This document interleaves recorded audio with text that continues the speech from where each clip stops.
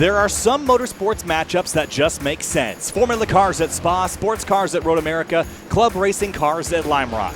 In the stock car racing world, there's a handful of these combinations, including the Virginia Paperclip and the NASCAR trucks. Tonight, the area CNC Logging Truck Series playoffs head to Martinsville to beat and bang in a new round of eliminations, where the final 8 vie for 4 championship spots. Hi everybody, Kyle Heyer joined by Finney and DeCuna for the third round of 5 in the CNC Logging Truck Series playoffs. Finney, welcome aboard. Martinsville, the Paperclip in Virginia. This is a fun one. Lots of contact and spins and drama coming tonight, I'm sure. Yeah, I mean, we can definitely expect some great action. This track has been open to stock car racing for more than half a century, and for good reason, because it always puts on a fantastic show. It never fails to disappoint, to make things interesting, especially in the later parts of the season. We've seen so much championship drama at Martinsville over the years. I think Matt Kenseth, Joey Logano, and even last night too, we saw things get really crazy in the Cup Series. I think we may see something fairly similar come through in the Truck Series. Certainly, I'm really excited for tonight's event. Having a look here at the track information for Martinsville Speedway here in Ridgeway, Virginia. Population 775. The track was constructed back in 1947 and is one of the only tracks that's been on the NASCAR schedule since the inception of the sport back in the late 1940s. So it's been around for a while in various configurations in terms of surface material, but now it's a combination of asphalt and concrete, and it puts on a heck of a challenge. Here's a look at the weather for tonight's race. 77 in the air, 118 though on the racetrack. Last night in the Area Elite Entertainment Cup Series at the Next Gen Cars, the setup was extremely challenging. I'm not sure that's going to be the factor tonight. I think bumping and banging from competitors going for all of what they can get is going to be the biggest challenge. Yeah, absolutely. And it's a matter, really, I think, for most of these drivers tonight, it's a matter of keeping those bumpers clean. Don't want to try to damage yourself too much. And for the most part, when you hit each other here with relatively low speed, a lot of the time it's cosmetic. But if you're hitting each other on the wheels and hitting the walls off the corners, very easily damage your suspension, damage the drive of your car, and you don't want to do that. So one of the drivers that was eliminated last time out, last week at the Roval, was Cameron Hearn. He ended up 9th in the championship standings, and that will bump him out. That was thanks to a 24th place finish, so he is done for the playoffs this season. One driver who is not, though, is this man right here, Vlad. It's like Vlad, the Russian.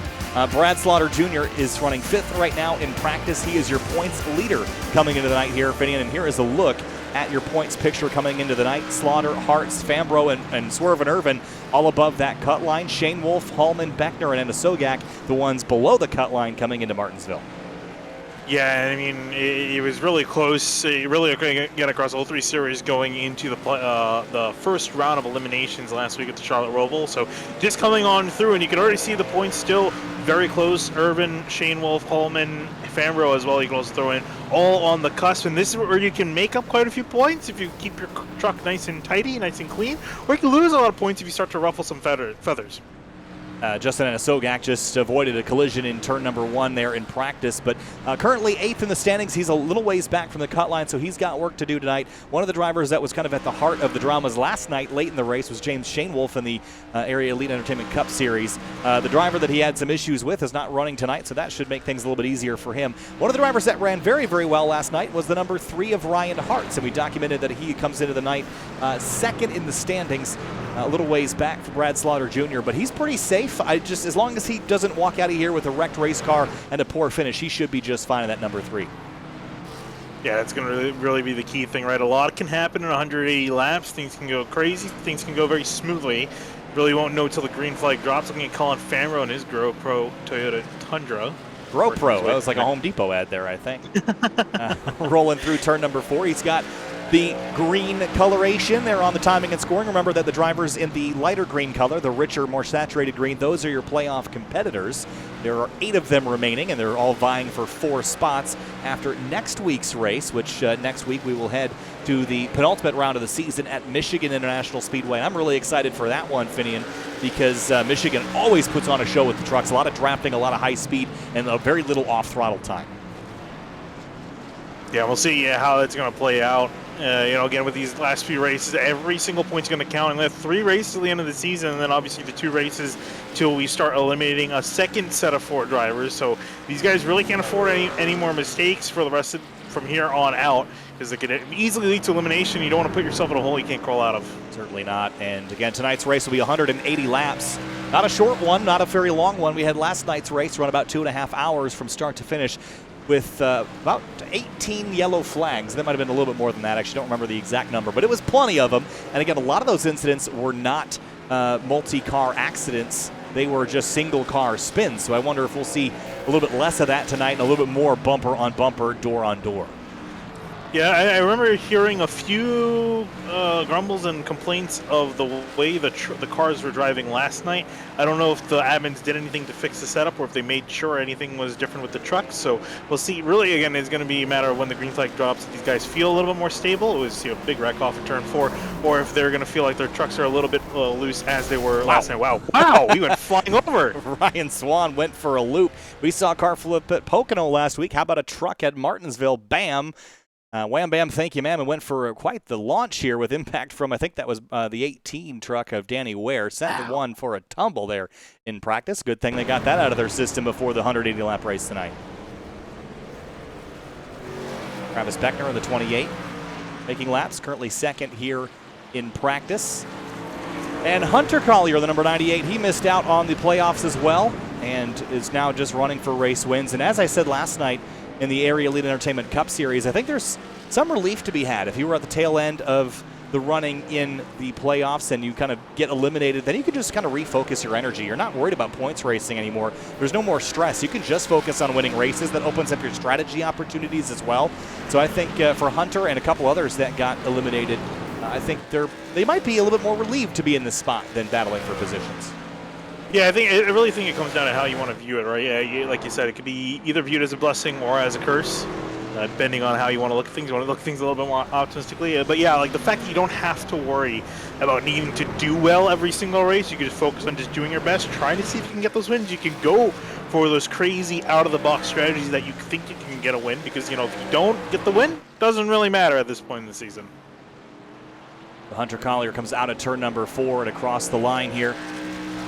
We begin another practice lap. About 2 minutes left here in practice. We got 24 trucks. There's a slide in turn 1. That was something we saw a lot yesterday, and I think the marbles have something to do with it. I have a feeling that up the racetrack here, you can see all the marbles collecting on the bottom or the top of the racetrack here, basically from where the asphalt starts up. And that was a real challenge. I think these marbles have a lot bigger of an effect than drivers have realized on other racetracks and configurations here. Without a lot of banking to catch you, you get up on the top of those marbles, you can find yourself turned around pretty quick. Yeah, I think definitely the key thing is going to be to stay out of that as much as possible. And I mean, you would think you should be able to stay out of the marbles because there's a very solid 2 lanes of racing on the concrete. But when you see guys get 3 wide and maybe you see like a punt for position, a dive for position, you can see guys getting shoved up there. And if not careful, you could easily spin out when you get so much of those marbles collected up there. A little surprised by Colin Fambro. His practice times have not been incredibly competitive, only running 13th at the moment. And if you look on the timing and scoring geeks, that's pretty far down the list in terms of our playoff competitors, and that's got to be at least a little bit of a concern. Yeah, just a little bit. We'll have to keep an eye and see if he can do any better. Again, it really does come down to the race. Maybe just kind of practicing more and just getting solid, consistent laps in rather than just hot laps. But I think you are definitely going to want to qualify well here because while passing isn't hard per se, it's definitely going to take you all to get up there. And especially if this race goes green, the race can go by in a flash. So practice almost complete here. We'll be heading into qualifying in just a moment. Again, the race is 180 laps. We talk about the survival process. Last night, one of the big differences, at least on the iRacing side from tonight, is that they had the new damage model, which tends to be pretty forgiving in terms of contact in a lot of ways. I don't think your body damage is going to matter a lot tonight, but damaging steering, I think, is a little easier on the old damage model. And I'm curious to see if we'll have some more attrition tonight just because of that. I think there's definitely a solid chance we can have to see again what these guys are going to do out here. If they're going to play a little bit nicer, maybe they got the wrecking out last night. At least the guys that participated in the race last night, or if they're still going to be aggressive going into the truck race. Well, you know what they say about being aggressive. Aggressive goes around. Aggressive goes around. So we don't want that to be a problem. Here. All right, so qualifying beginning here from Martinsville, and before we get cars on track, we'd like to take this moment to thank the Area iRacing shop. Fans, be sure to check out areiaracing.shop for merchandise to represent your favorite driver. Shop from our selection of t-shirts, sweatshirts, hoodies, and stickers, and more. You can use Stripe for 10% off. The code STRIPE for 10% off. All right, so qualifying is beginning. Cars on track. One of the front runners in practice was this man right here, the number 3 of Reinhardt's. He begins his first laps here on the bottom of the racetrack. Big slip there in middle of turn 1. He's going to bail out on that lap. Yeah, and again, qualifying's going to be really quick for these guys because they're doing 20-something second laps. Ooh, and you see Brad Slaughter Jr. also around. Not sure if he started his first lap. I think he did. So already guys making mistakes. And again, you only get 2 laps. You're already making a mistake, and you're going to have to get back there and make sure you get a really solid second lap in. Yeah, there's James Shane Wolf who got a lap in. Travis Beckner went to the top of the board. Here comes the 31 at the exit of turn number 4. And Shane Wolf goes a little quicker, a 19.650. Travis Beckner does not go quicker on his second lap. Don Mitchell. Reinhardt's coming back across the line to complete his second lap. I mean, 19.6 for him is going to be good enough for second. So the number 3 goes up to second place. Beckner still on top. Here comes Brad Slaughter Jr. He did start his first lap, didn't get a time. Here comes lap number 2.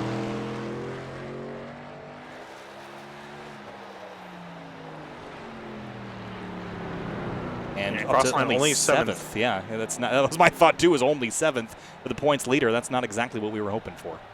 Yeah, and again, we were talking about this last week too with the Roval because he has such a big points lead. I think probably has one of the biggest points leads out of out of the entirety of the 3 series. That being said, though, again, you don't want to quite rest on your laurels because you have that points lead. It does give you a leg up because you have a little bit less to worry about in the next couple of rounds. But you can't afford to just throw that all away at a track like this. And 7th isn't bad. It's not good either, though.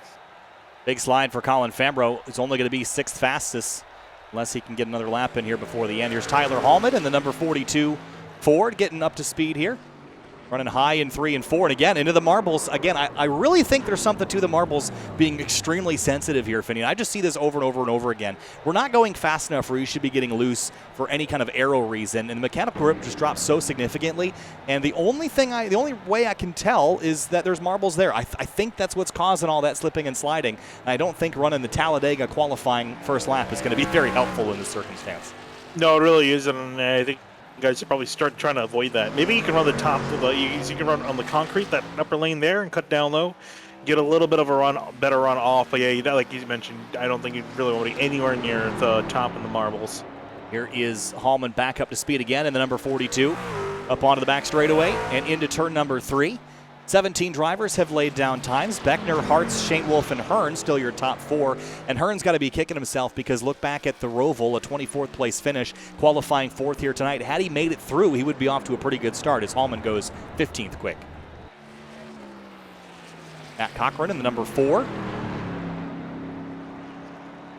Accelerating up onto the back straight for the SherryStrong.org Toyota. Almost said Ford. I'm still getting used to the new nose on this Toyota from the side. It definitely has the look of those Ford headlights. Across the line for the number 4 and only 19th quick on his first lap.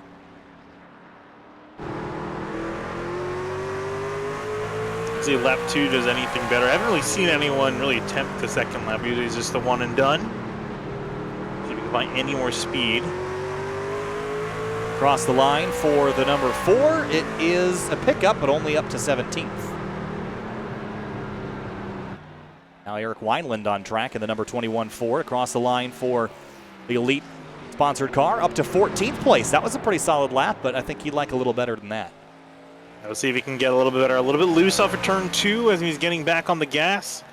Even to turn 3, missed the apex a little bit high. Going to try to cut it down low. I don't think the second lap is going to be better, but we'll see as he comes across the line. Might have also gotten in the fence that time. That was a little better. Oh, he did. Didn't get the wall, up to 9th place. Pretty solid lap. Paul Irvin, Swervin' Irvin up to speed here in the blue and highlighter yellow number 9. This really is a bright, noticeable shade of yellow, isn't it? It really is. I don't think it's probably as bright because we're in some cloud cover now, but when you get some sunlight, that thing's going to be glowing. I just have to laugh that his backwards ally shirt spells yellow, which is the color I think this truck is. Into turn 3 and 4. Paul Irvin, Swervin Irvin across the line at his number 9 Toyota Tundra. 20.401. Of course, lap 1 has been a little slower for majority of the field, so we'll see if he'll do better on lap 2, but he's got to be pretty perfect. The turn 3 now slows it down. Stays right up against that inside curb. Doesn't touch it, though. And across the line for Swervin Irvin, a 19.938. That's going to be only good enough for 14th, make that 15th place, rather. And nobody else on track for the moment. Yeah, it looks like everyone else. Well, Jacob Bell, Adam Cap's actually not in the server. Ed Robinson's the only driver that is here but hasn't elected to qualify.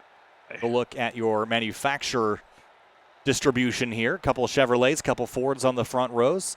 Then Toyotas 6th, 7th, 8th, and 10th. So 3 Chevrolets, 3 Fords, and 4 Toyotas. That's about as even as a matchup as you're going to get. It actually looks like Ed Robinson, he decided to call it qualifying. He just called it a day, so he's not going to put any laps in. Bobby Tinch in the number 66. We didn't see him leave or make laps, but he did put a couple down. He's 20th right now. So on provisional pole is Travis Beckner. I don't think anyone's going to destabilize that 28 up there. He's been pretty rock solid at a 19.619, 28 thousandths quicker than the number 3 of Ryan Hartz. Yeah, this is a pretty decent gap compared to everyone else. Is only just a couple thousands up on each other. Shane Wolf only 3,000 of a second off Hartz for second place, so just lost out of that front row starting spot. But yeah, Brad Slaughter after everyone put their qualifying laps in all the way back in 10th, so he's gonna have a little bit of work to do. Yeah, and going back to the restarts last night, that was a big discussion.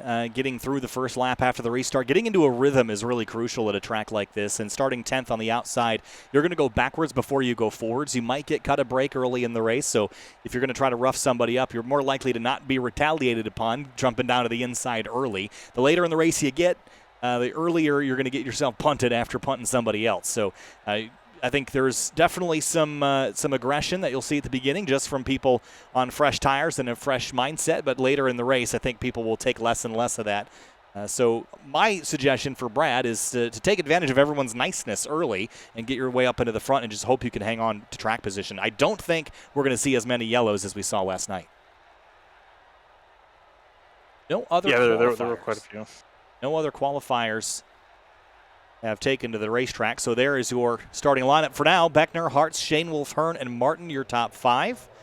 We'll roll through the rest of the starting order when the race goes green. Of course, this race is, the Elwood Designs 180 as we get prepared for our 3rd round of the playoffs. Getting set for a race here at Martinsville. 180 laps should take us just over an hour if all things go well. Could be a little bit longer than that should things turn a little bit yellow towards the end. Yeah, there's always a chance of that, especially. Oh, sorry. You're fine. You talk. I was going to say, there's always a chance of that changing, especially later on the race. You see many times where we have a nice green flag stint where everyone's all kind and friendly to each other. Then you get a caution, then you get 5 other cautions immediately after. And especially if this happens towards the end of the race, we've seen races go from being calm, clean, collected, everyone giving room, to just absolute brawls by the end of it, just because cautions are occurring. Guys are trying to get themselves in good positions because they know the runs are going to be short, and it could very easily devolve into chaos. It certainly could. And just waiting now for the grid to begin, and we'll kick things off here in just a few moments for the Elwood Designs 180.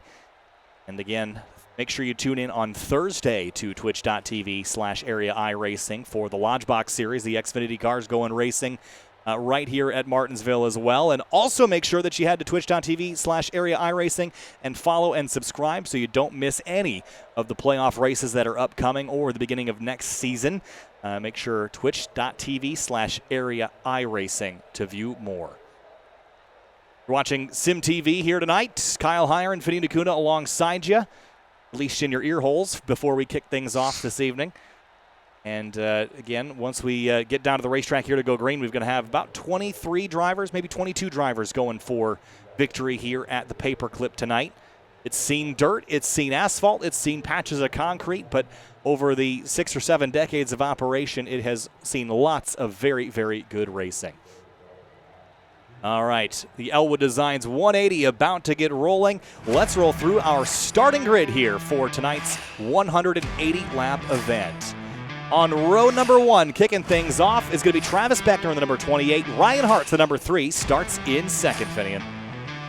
And moving on back into third, we got James Shanewolf lined up in the 31 truck. Next to him, Cameron Hearn rolling off in the 67 in fourth. In fifth place, be Jordan Martin in the number 11 and Colin Fambro in the number 54, starting in sixth. Moving on back to 7, Justin Anasogak going to be rolling off in the 19 truck. Next to him, Danny Ware in the 18 truck in eighth. Starting in row 5 on the inside, the number 21 of Eric Wineland alongside Brad Slaughter Jr., points leader coming into the night. He will roll off in 10th.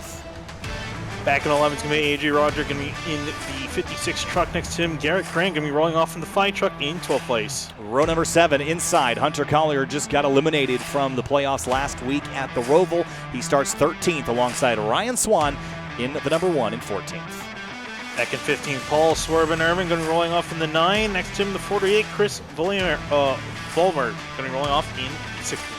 17th place, Tyler Hallman in the number 42. Sean Mitchell will start alongside him in row 9 in the number 58 truck. Back in 19th, Matt Cochran going to be rolling off in the 4. In the 66 next to him, Bobby Tinch in 20th place.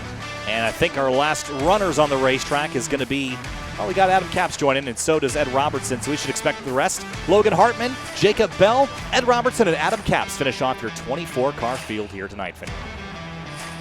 Yeah, it does look like I think Jacob Bell's not on the service. They'll be down to 23 once we get rolling. And we are rolling. 2 pace laps around here, 1 mile before we turn them loose. Another quick look at the weather information tonight. Again, track temperature just shy of 120 degrees. It's not cool out there, that's for sure. Yeah, it's going to lead to these guys. We were talking about how the trucks are going to be handling it with the setup. We also got to think about the weather and it being a little bit on the slippery side of things. That could lead to some chaos for these guys, especially early on, trying to get up to speed. Yeah, just under 90 miles around here will be our race distance, which doesn't feel like a lot, but that is a lot of laps and a lot of turns and a lot of brake cycles separating drivers from victory tonight. And your points leader will roll off in 10th all the way back there in row number 5 as we get the 1 to green this time through. Next time by, we will kick the Elwood Designs 180 off here from Martinsville. Tense moments here pre-race like this. Yeah, especially with these guys deciding what they're going to do, if they're going to try, especially the guys on the outside, because they're all going to be trying to get to the inside lane and figuring out where they can get a hole in line. And if not, how they're going to force the way in line. Roll on to the backstretch into turn 3. The pace truck pulls off. The Elwood Designs 180 from Martinsville, round 3 of 5 in the playoffs. Coming to the green this time through. Travis Beckner in the 28. Green flag flies, and we're racing at the paperclip.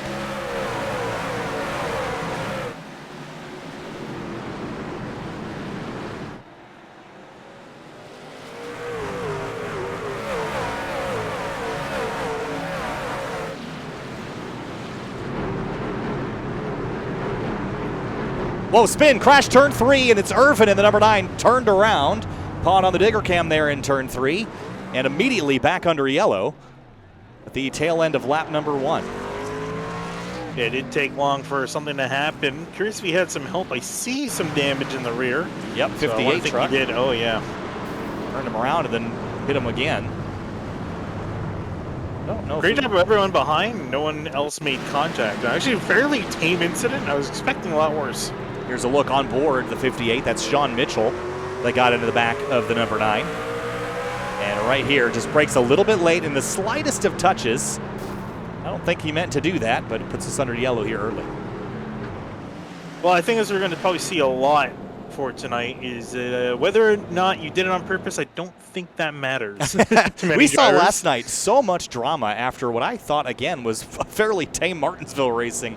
Of course, we know the emotions run high in a championship situation, but we didn't see very many car-to-car incidents, maybe 2 or 3 nose-to-tail impacts, and then maybe 2 or 3 cars spun around. But you would think that people have been running into each other for 200 laps straight with how they reacted at the tail end of that one. So yeah, there were a lot of very angry people after last night. Yeah. Angry is putting it a little a little on the mild side of things. How many people do you think leave Martinsville in a good mood? That is a good point because yeah, I think pretty much no one. Usually, pretty much no one. It's a good day. I think someone said this in an interview too. It's a good day when you actually do leave Martinsville in a good mood. Yeah, and sometimes that's not a win. Sometimes it's just finishing when things get as violent as they can get around here. But very early in this race. Again, if this goes green, I'm doubtful. 58 minutes is all it'll take. That's how little time you have to get to the front. Brad Slaughter Jr. in that one lap that he had, he gained one spot up into 9th, and that's critical because he'll be on the inside for the restart, which we will get in one lap.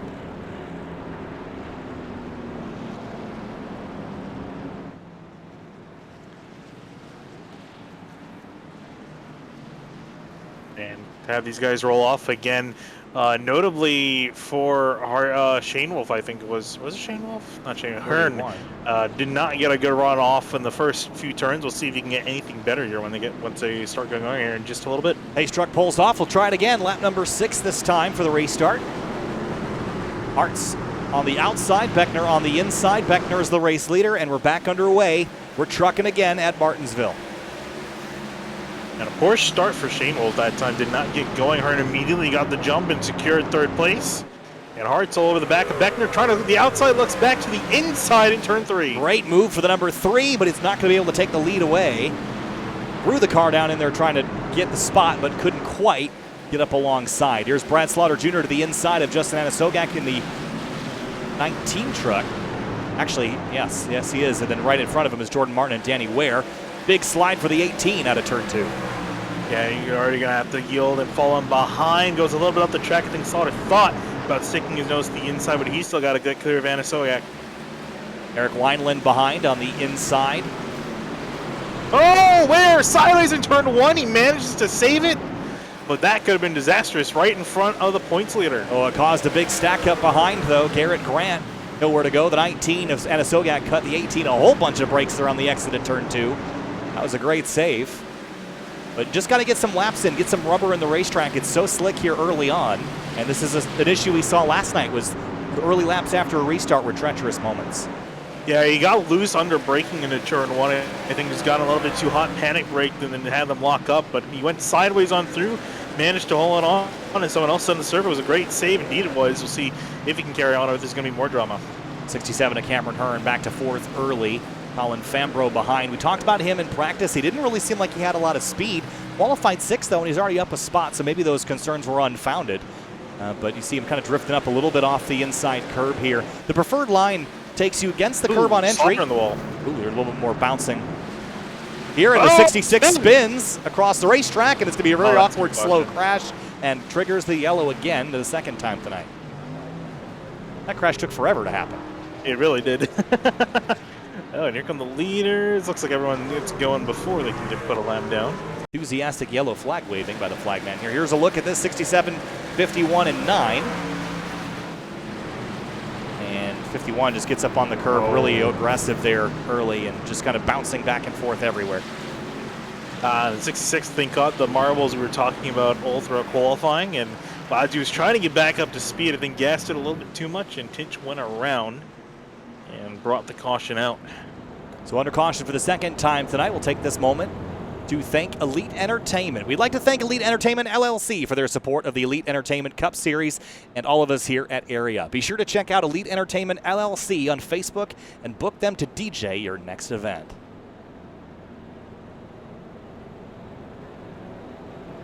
Right, so. I'm just looking at the text chat in the server. Oh boy. I don't think I should say it. It's not really PG friendly. It's pretty funny. Oh, in the iRacing server. I'm watching the YouTube chat. No, in the iRacing server. Sorry. And I have to remove bots again.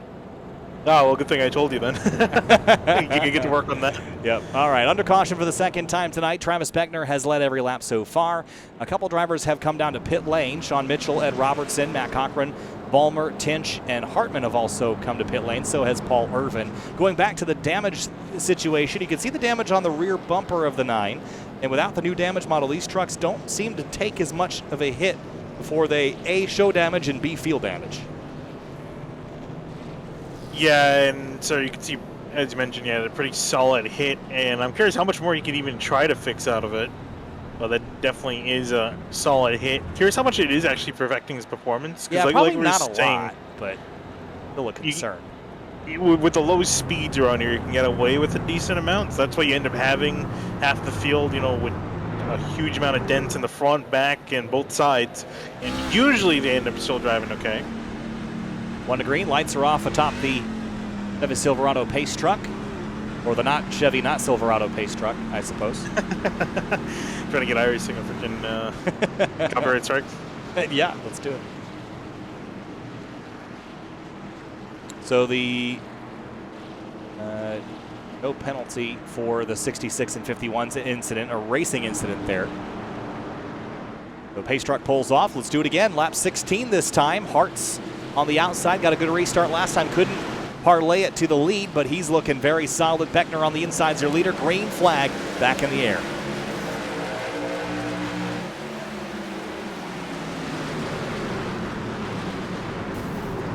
Oh, some hits in the back. Irvin hitting the back of, I believe that is Ryan Swan.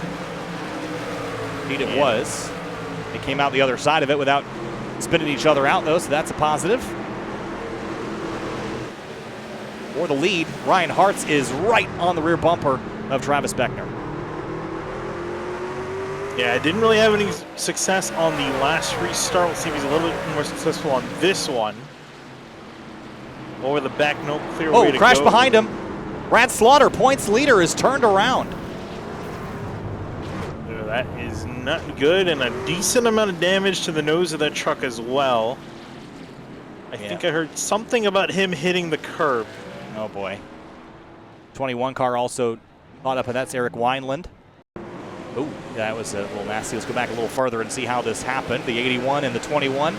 Door-to-door entering turn 3 and just really hot, gets the truck loose, and then bam, bends both of them out and gets the inside wall.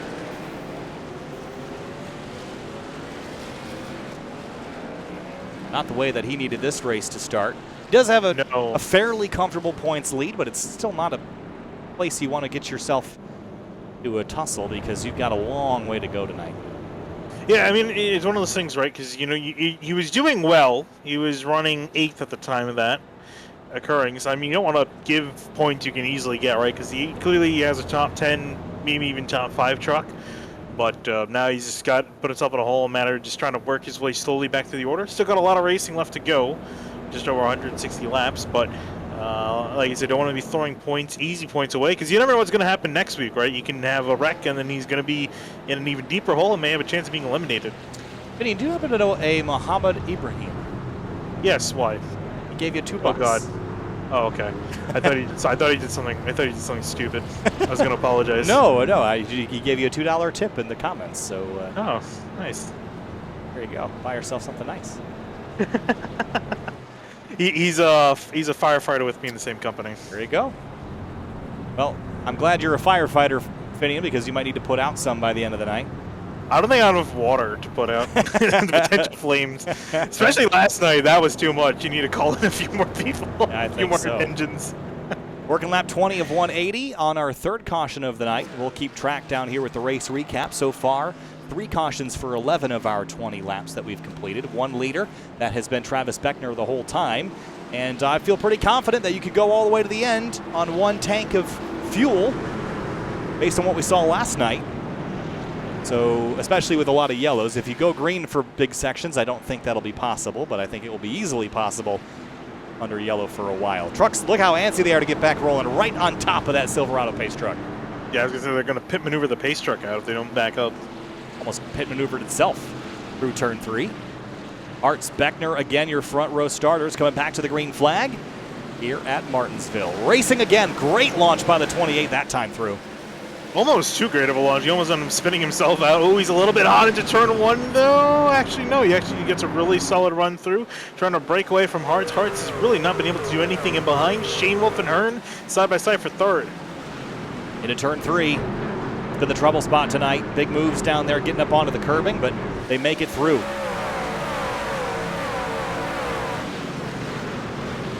Wow, a little of this 19 and 18 door-to-door through turn 1. And Anna Sogak in the 19 truck clears Danny Ware and moves up a spot. Meanwhile, just ahead of them, Jordan Martin gives up a spot to Colin Fambro in that 54. Yeah, Fambro's been having to fight Martin for most of these restarts, being stuck alongside him, 5th and 6th, so Fambro will win that battle once again. Nice, tidy, orderly lines for now, right after the restart. Beckner leads Hartz, this time by about a half a truck length. I have to train myself not to say car.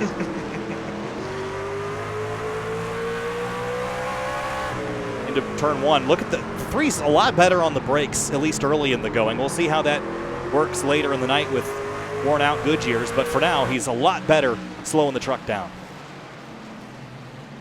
The thing is, though, we've seen a lot of people struggle with getting the truck slow down, so will there be a point in time where we see him get a little bit too antsy and goes flying into him?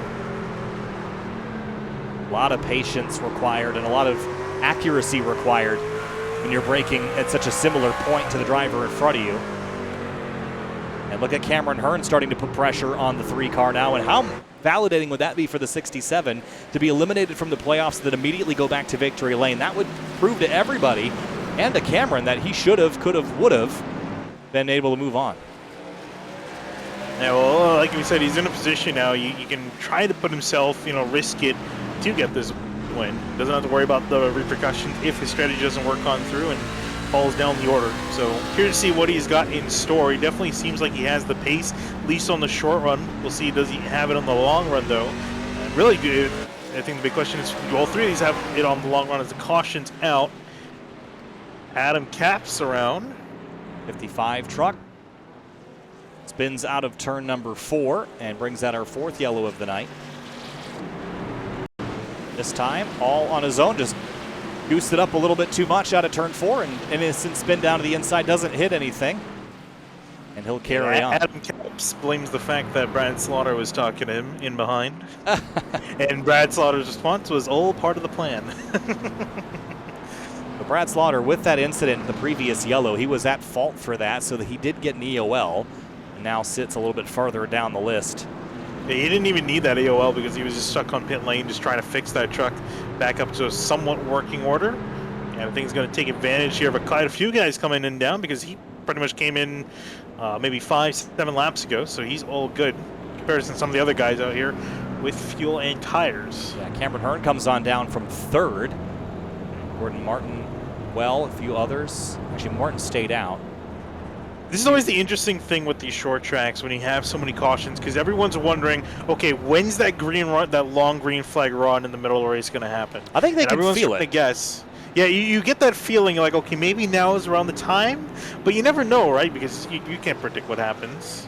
So a little awkward there between the 19 and the 64, and Sogak and Robertson had to trade positions there. But yeah, I think you're right. You have to guess when that long run's going to happen. I think the drivers can kind of sense that each time we're going back green, we're getting a couple more laps under green. So the 55 listed at fault, obviously, for that most recent incident. So just like the 81, the previous caution, he will start at the tail of the field for the restart. And still have pretty much everyone in the top 10, save for Sean Mitchell in the 58, have yet to come down for their first stops of the evening. So they have yet to get fresh tires. Again, shouldn't be too big of a deal because we had a decent amount of caution laps interrupting these first 30 laps of racing. We have had half of our race under yellow. And again, also you can count maybe another quarter of those were warm-up or cool-down laps, restart or coming to the yellow. So maybe really only about 8 or 9 laps that were actually under green. We didn't see last night tires matter much at all. They really didn't seem to help anybody. So I'm wary of getting tires at this point in the race. I think if we go green for 50 or 80 laps, then I would come get them. I would just play the track position game for now until a little bit later.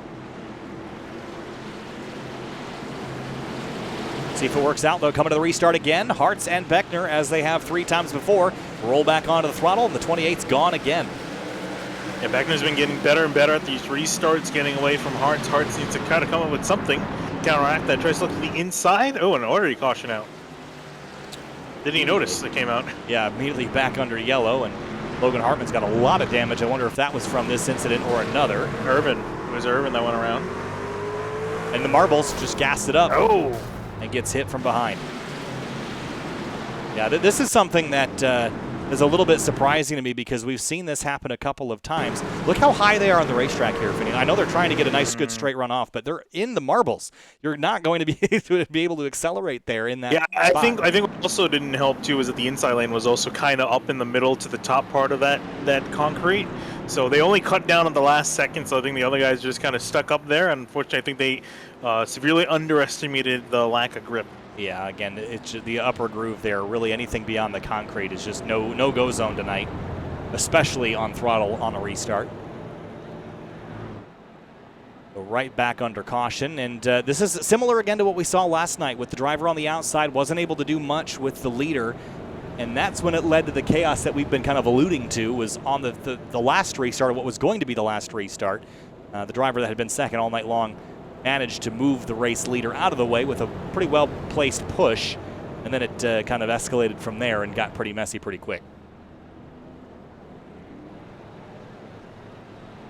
These train tracks don't look train-friendly, do they? No, they really don't. I don't know what gauge that is. Be quite the Amtrak journey there. Throw you out the window. Yeah, probably going to need to see a chiropractor after a turn like that. I'd say so. A couple cars on pit lane again. Adam Capps is one of them in the 55 truck. And I'd say about 60% of the field has visited pit lane at some point so far. But like I said earlier, I'm all on board the track position game for now. Yeah, I think you're definitely going to want to keep that track position. But the problem is, right, you have the other guys behind you that have already pit.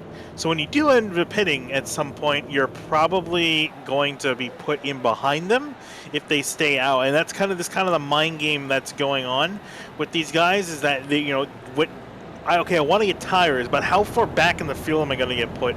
And so everyone's going to try to be playing that game of when do I come in. We were talking about that in the last caution, when do I come in? But it's also that as well.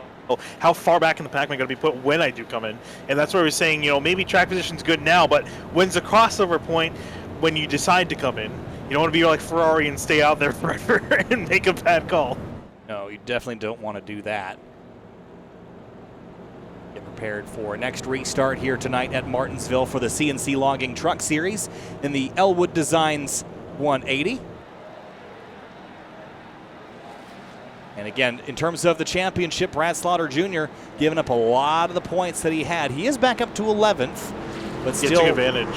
Yeah, but still is a long ways behind Ryan Hart's the number 3, who is the runner-up in the championship right now. Yeah, so again, it's a matter of minimizing the damage. The truck doesn't look too bad. He got that repaired pretty decently. Still some damage on the right front.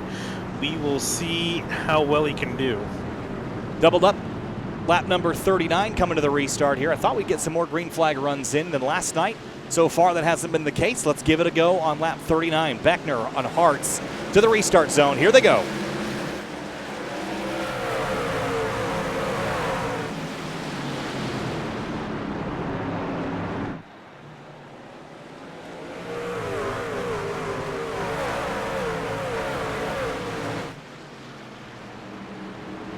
One car way up the racetrack. That's the 18 of Danny Ware in turn 4. The 56 rather, AJ Roderick did a hard left on the front straight to get back to the inside. Good crossover move there. See if he can stick it down, get it done, get clear to the 18 off of turn 2. Indeed, he does. Ware trying to fight back on his teammate. Can't quite get there. Oh, the 42. Looked like he was going to send it down there, thought better of it. And then the trio of trucks behind him, the 58, the 81, and the 5, all hunting the 42 now. Brad's on the inside there. You can see of Sean Mitchell duking it out. That's for 9th place. And a bump in behind Cameron Earn. And Brad Slaughter Jr., after all that, is back to where he started. 41 laps later and with a lot more damage. Ooh, sideways off of turn 4. Around he goes. Right in front of the track. Stop. Nobody knows. Oh, more hits. I got hit by the 55. Ooh, got hit again by Irvin. Washing out again here, lap 42. This came after some side-to-side contact with the 58 off the corner. You see right there, just got him upsettled enough, was chasing the car. Ooh, and there was another completely different spin in behind. Yeah, the 98 got turned. Hunter Collier got turned. None of his own doing here. I think the 51 couldn't really see a lot. He was a long ways back from this. Here's what he saw.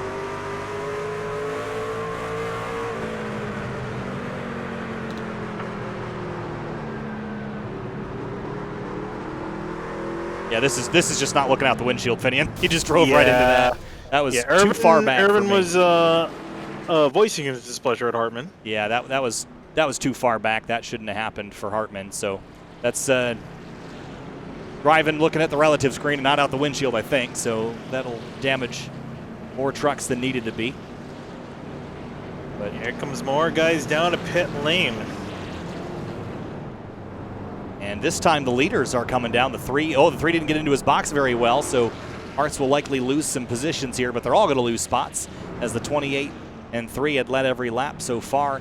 28 out front. Do we see a potential change? We can see, typically we may see some changes in position. Apparently not, though. 20 gets out very clear of the 3, and everyone else rolling up back onto the track. Fambro, Roderick, and Grant now the only ones to not come in at all this entirety. Sorry, actually, Hunter Collier, you could throw him in there in the 98. All 4 of them get to make their trip down to pit lane. Yeah, so Fambro, Roderick, and Grant, your top 3, are the only drivers that have not come to pit lane. They are leading this race. I still like this strategy until we see a longer green run, which, again, you could go green to the end. I just don't know that that's the statistic I'm going to root for. I think Larry Mack would be predicting a little more yellow tonight. So I think Fambro, Roderick, and Grant have the right strategy here. Stay out lead laps while they're easy. And then if you need to come down to pit lane, do it a little bit later. I think also being in the front here also has a benefit of just staying out of trouble. That totally. Through in the middle to the back of the field. So if you're in the middle of the back, it's a short track. There's not a whole lot of space around here. You can easily get yourself involved in a multi-car pileup, as we've seen a few times. So it's much easier to stay in the front, try to stay clear of everyone else. When you do have to go back there, just kind of have to do a Hail Mary and an amen, and just kind of hope you make it on through. Yeah, I think you're right about that, just staying out of trouble. We've seen what being at the back can do tonight, and we haven't really seen, just similar to last night, we haven't seen a lot of incidents up towards the pointy end of the field. It's really been from about 15th on back that the trouble spots have been tonight. Try it again, lap 47. And green flag back in the air this time. A late restart is a good bit of checkups in the back half of the field. Everyone's okay, though. 5 of Garrett Grant on the inside of the 58 of Mitchell, and the 31 is Shane Wolf right behind him. Shane Wolf tucks in real tight. They're trying to get this 58. They're going to get squeezed. That was really close. Yeah, Grant squeezing the 58 of Mitchell up into the wall. The 3 truck around turn 1 spins, and that's a championship competitor. Oh, and guess who sent him around? Oh, boy. Look. Was that the 28? Ooh, boy. That's not going to be a popular one there from the 3. And then the 28 got back into him, too. Yeah, and, well, 28 said, I'm sorry. I don't think the 3 cares for apologies. We knew it was going to happen. It was just a matter of how long. And remember that, I'm not sure we're done yet. I think they're done for now. For now. See about that. Take the camera off. Yeah, again, Beckner coming into the night 7th in the standings. He's fighting for a championship the same as the 3 is. The 3 just had a bigger advantage. So, if anything, this is going to hurt the 28 more than it is the 3 of Hearts. Well, it's going to hurt even more because that incident, he's going to have to go to the back of the field for the next restart. So, he's going to have to surrender 12th and go back into 23rd. Sorry, 22nd, actually, as we have 22 cars still out there on the track and on the lead lap. Yeah, to no one's surprise, the 28 ruled at fault for that, so that will hurt even more. And he's got pretty significant front-end damage. You have to wonder about the steering in the number 3. That was a direct hit to the left front. It looks okay, but you can't really take hits like that too many more times before it starts bending things out of shape. No, you really can't. I think he's going to be hoping that nothing was broken. It does look like, I'm trying to look at the way his wheel is aligned. Looks okay for now. Yeah, it does look okay. I wouldn't trust it to take another hit like that, though. So continuing to run under yellow, race recaps so far. We've had 7 yellows in the first 51 laps. The progress to start has been slow. Had 2 leaders. Fambro, the most recent. And still the top three have not hit pit lane. Garrett Grant, how close was he to getting turned head on into the wall? That was very, very close, but managed to get the car unstuck and pulled the car to the inside, and we'll live to see another day up front here. Yeah, that was really dangerous because he was trying to clear himself off the 58. I mean, you obviously want to be aggressive when you make some moves here, but that's pretty much a race-ending move with a move like that, almost going flying into the safer barrier on the outside. That could have ended his race early on. So you want to be really careful of how you position yourself and clear yourself, because as much as it can gain you position, it could throw you into the garage area if you're not careful. Fambro and Roderick will be your front row starters for the restart. And look at the playoff competitors and how sprinkled they are throughout the field. It's not boding well for drivers like Slaughter, Irvin, Allman, and Hartz. Yeah, Anasogiak, though, having a pretty solid day in 6th at the moment, so it's exactly the kind of run he needs, being, again, 8th in the points standings, coming in 8 points behind the cutoff. He needs a good night and a good finish to get himself back up with everyone else.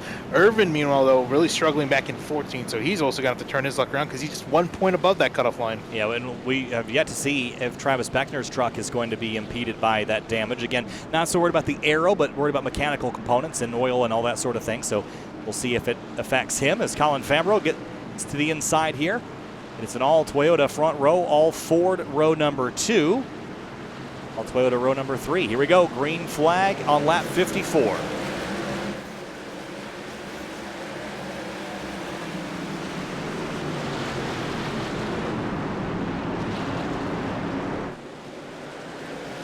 Tight quarters here. The 5's got some overlap for a minute on the 56. Couldn't keep it, though. And Shane Wolf's trying to battle the 5 on the outside. Almost seems like he might be successful here. And it looks like the 5 is trying to yield and give him a spot in line, and Shane Wolf will indeed take 3rd place. Well done there. The car way up high. Truck in the wall. That was the 11. Everybody scatters. The 18 to the inside. The 67 drops down to the inside wall. And Jordan Martin almost tripped up a 3 or 4 truck group there. Yeah, it's always a terrifying thing when you see a truck go like that so close to the wall, and then you know you're in behind, and it's very difficult to try to avoid those things. Martin tapped a little bit, almost turned in the background by Danny Ware. Ware makes his way on through. Here comes 67 of Hearn as well, moving his way through traffic. There's lots of it here. On to the front stretch again.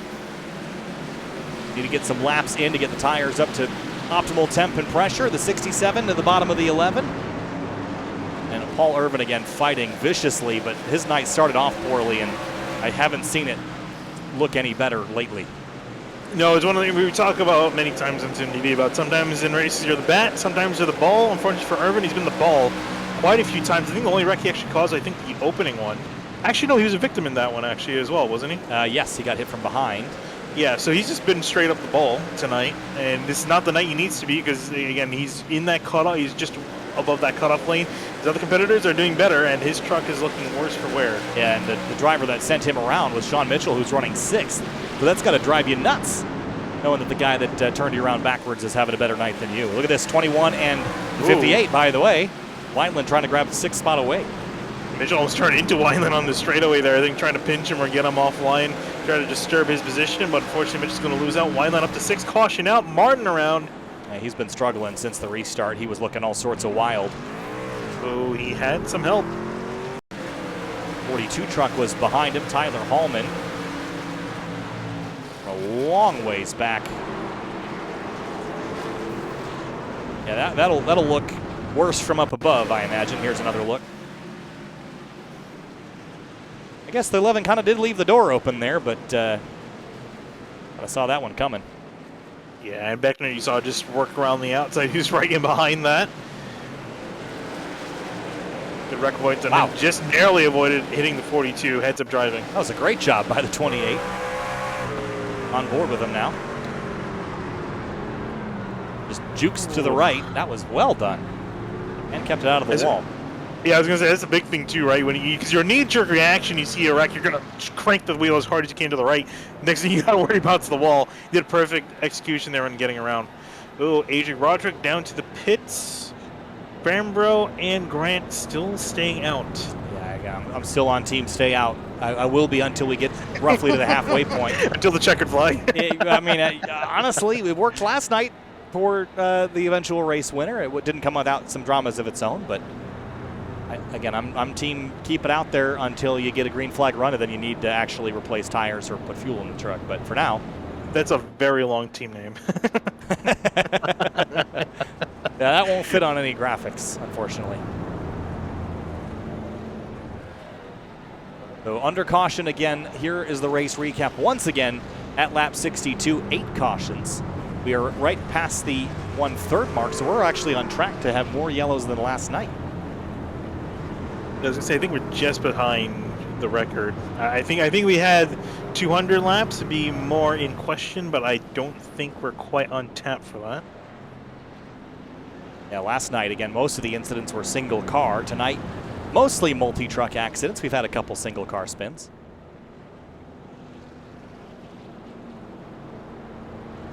This is what you'd expect, though. Yeah. Martinsville. Yeah, I still can't believe that looking at those stats when I was doing some stat digging on SimRacer Hub.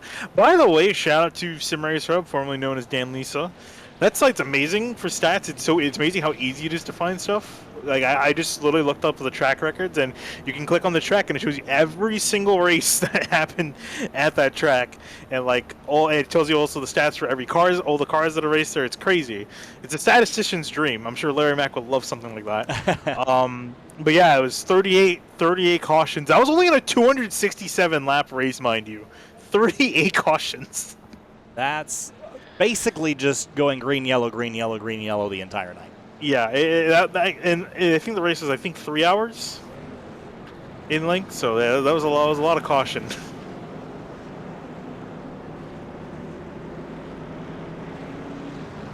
So, to be re-racking and restacking here.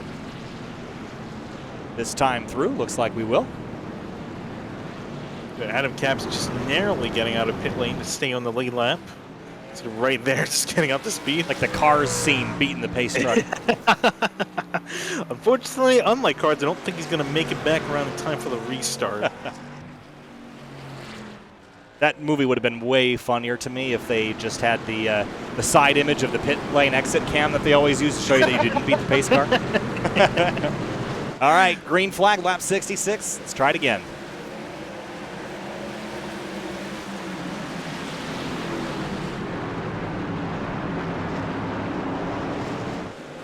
Good double stacked restart. The 5 of Garrett Grant to the inside of the 19 of Anna Sogak, who will drop in front of the 5. Oh, big tank slapper. What happened there? Not sure. 21 though, causing a massive checkup. Man, I would go back to look at it if I didn't know we would probably have something else kick off from this big pack being all together like this. Yeah, it looked like the 1 came a little bit off the wall on the straightaway to try to avoid hitting it and came down into 21. He did apologize, and and the response was, "It's okay, we lived." And a Sogak up to 2nd place. Good climb for him to get back by Shane Wolf. The 81 moving forward up to 6th place. Yeah, and Shane Wolf just kind of put himself out of lane. That's how Anna Sogak was able to get by. I think tried to do a dive on Fambro, wasn't successful. So, as you mentioned, back in the 3rd place, Anna Sogak has a chance at the lead. Yeah, he's looking pretty solid right now as we work our way up off of turn 2. Well, side by side here, the 3 of Ryan Hartz continuing his climb forward, and he still has the 28 truck right behind him. These two are just inseparable tonight. Yeah, I was going to say, I think he's going to get a little bit cautious of having the 28 back in behind. Especially because he's battling for position as well on the outside. Going to throw it in a little bit hard. Force the truck to rotate. Here comes the 18 though up the inside, Danny Ware. Beckner again, that damage doesn't seem to be affecting him too much, so you can assume he's got all the power that he needs. Whoa! A little squirrely off the corner. Here comes 42 now. Maybe too much power. I think one of the other things that was contributing to what we saw last night was the shifting that we saw, kind of destabilizing the drivetrain. That's not a factor here. You're going to stay in 4th gear most of the night. Her and Gray run off the corner to the inside of Brad Slaughter. Slaughter easily going to just give it up. Yeah, not worth fighting at this stage in the race. Not worth getting wrecked over. Big slide for the 18 in the background, and here's the 42 now. on Beckner. Yeah, he was trying to make a buy, got squirrely in the corner. Beckner making around and just clearing himself with the 42. Now up front for the lead. Fambro has it, and Asogak wants it, and he is closing that gap with the number 19 truck. Here's the interesting thing, too, is that technically, again, we were talking about tires maybe or maybe not managing as a slow truck in the background. It's Hunter Collier. He's got turned. Oh, yeah, he did. Those are the 48, or either that or he spun. But he didn't really turn. He turned himself, if anything. Somehow that didn't trigger a caution, because that is that's a sideways. I mean, that's pretty much 90 degrees to the track. Let's call it a win as we go back forward. Fambro and Asogak now battling for the lead here at Martinsville, lap 75. Yeah, so what I was saying is between these two, we're talking about tires not being a huge thing, but for Asogak, he's got 30 lap fresher tires than Fambro. That's not a whole lot, but I mean, that's got to be worth something because that 19 looking pretty quick. Yeah, they're 45 lap old tires. We just haven't seen a lot of green flag running. For Fambro, 75 lap old stickers from the start of the race. I think that 19's a little better right now. Look at the turn he gets through the center. Fambro gets a good drive off, though. Yeah, I think Fambro knows if he just kind of holds up the 19 in the middle of the corner, he can try to just aim in for a better run off. Curious, though, in general, how much he's willing to fight for that lead, knowing that it's got a little bit fresher tires. Got in the wall there a little bit out of turn 4, did the number 54. 21 and 5 fighting for 4th place. But the lead is getting very close. Here comes the 19. Big dive out to the inside. Not enough overlap, though. Honestly, I don't know how much of that was a dive or him just getting loose off of turn 2. I think it was a mixture of both. Oh, this was a 4! Oh, boy, he's going to save it. Wow, okay, now we know he's really loose. He was trying to get everything he could. That was a heck of a save. Progress. Yeah, I honestly thought he was going to loop it back around. Look how much load is on the left side. The right side almost comes off the ground with him just trying to keep it off the wall. Somehow he managed to do it, but back in traffic now at 9th. There's the 28, the Beckner, who's losing ground. Down in front of them. Oh boy, the 5 into the wall hard at the exit of turn 2, and the 67 rather, of Cameron Hearn is also involved. And both of these trucks were eliminated from the championship last week at the Roval. And I guess that's a good thing because this probably would have been a contributor to that this time through. Here's the 67 and the 5, and the 21 gets down here, has a little bit of the inside, runs up the racetrack, turns the 5, and then the 3 gets a piece of it. Big impacts for both the 5 and the 67.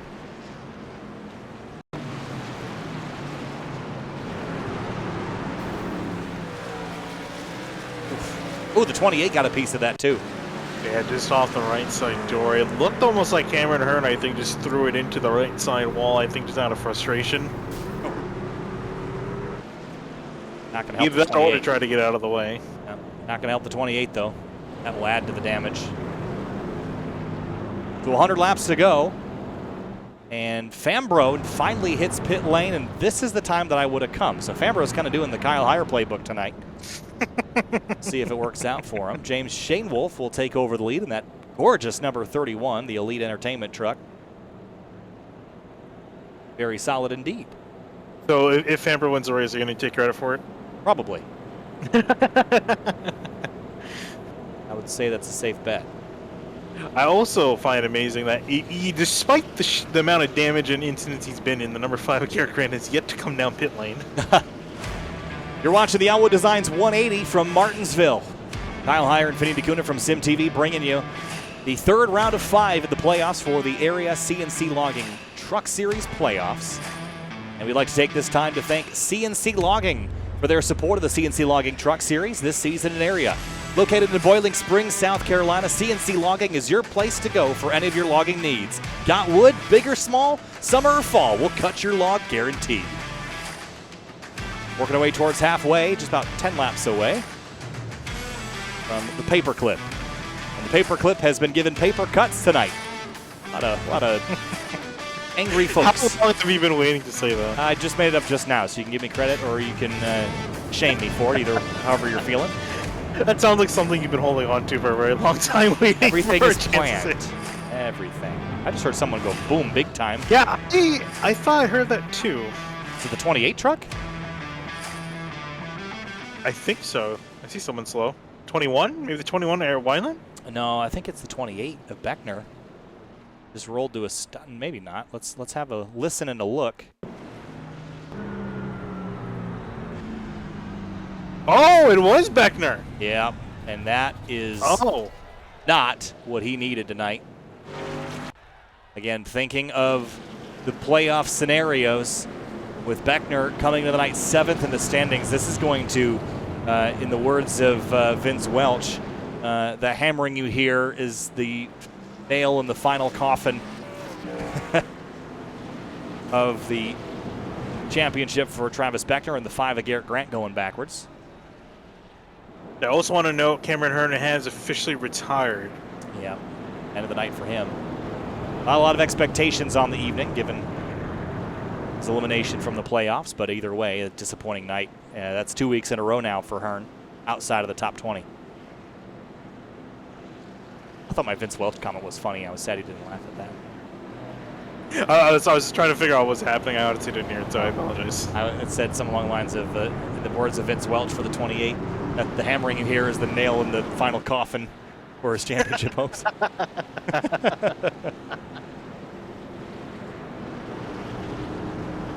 James Shane Wolf, the wheel is still and perfect.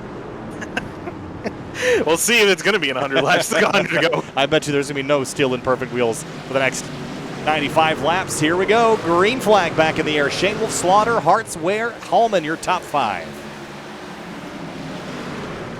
Good restart for the 81 of Brad Slaughter Jr. Good recovery on the night, too. Can he hang on the outside? He's trying. He's trying to do his best. He knows he's got an opportunity. He feels like he's faster than the 31, though the 31's got the preferred lane. Just about to get clear. The 81 finally does.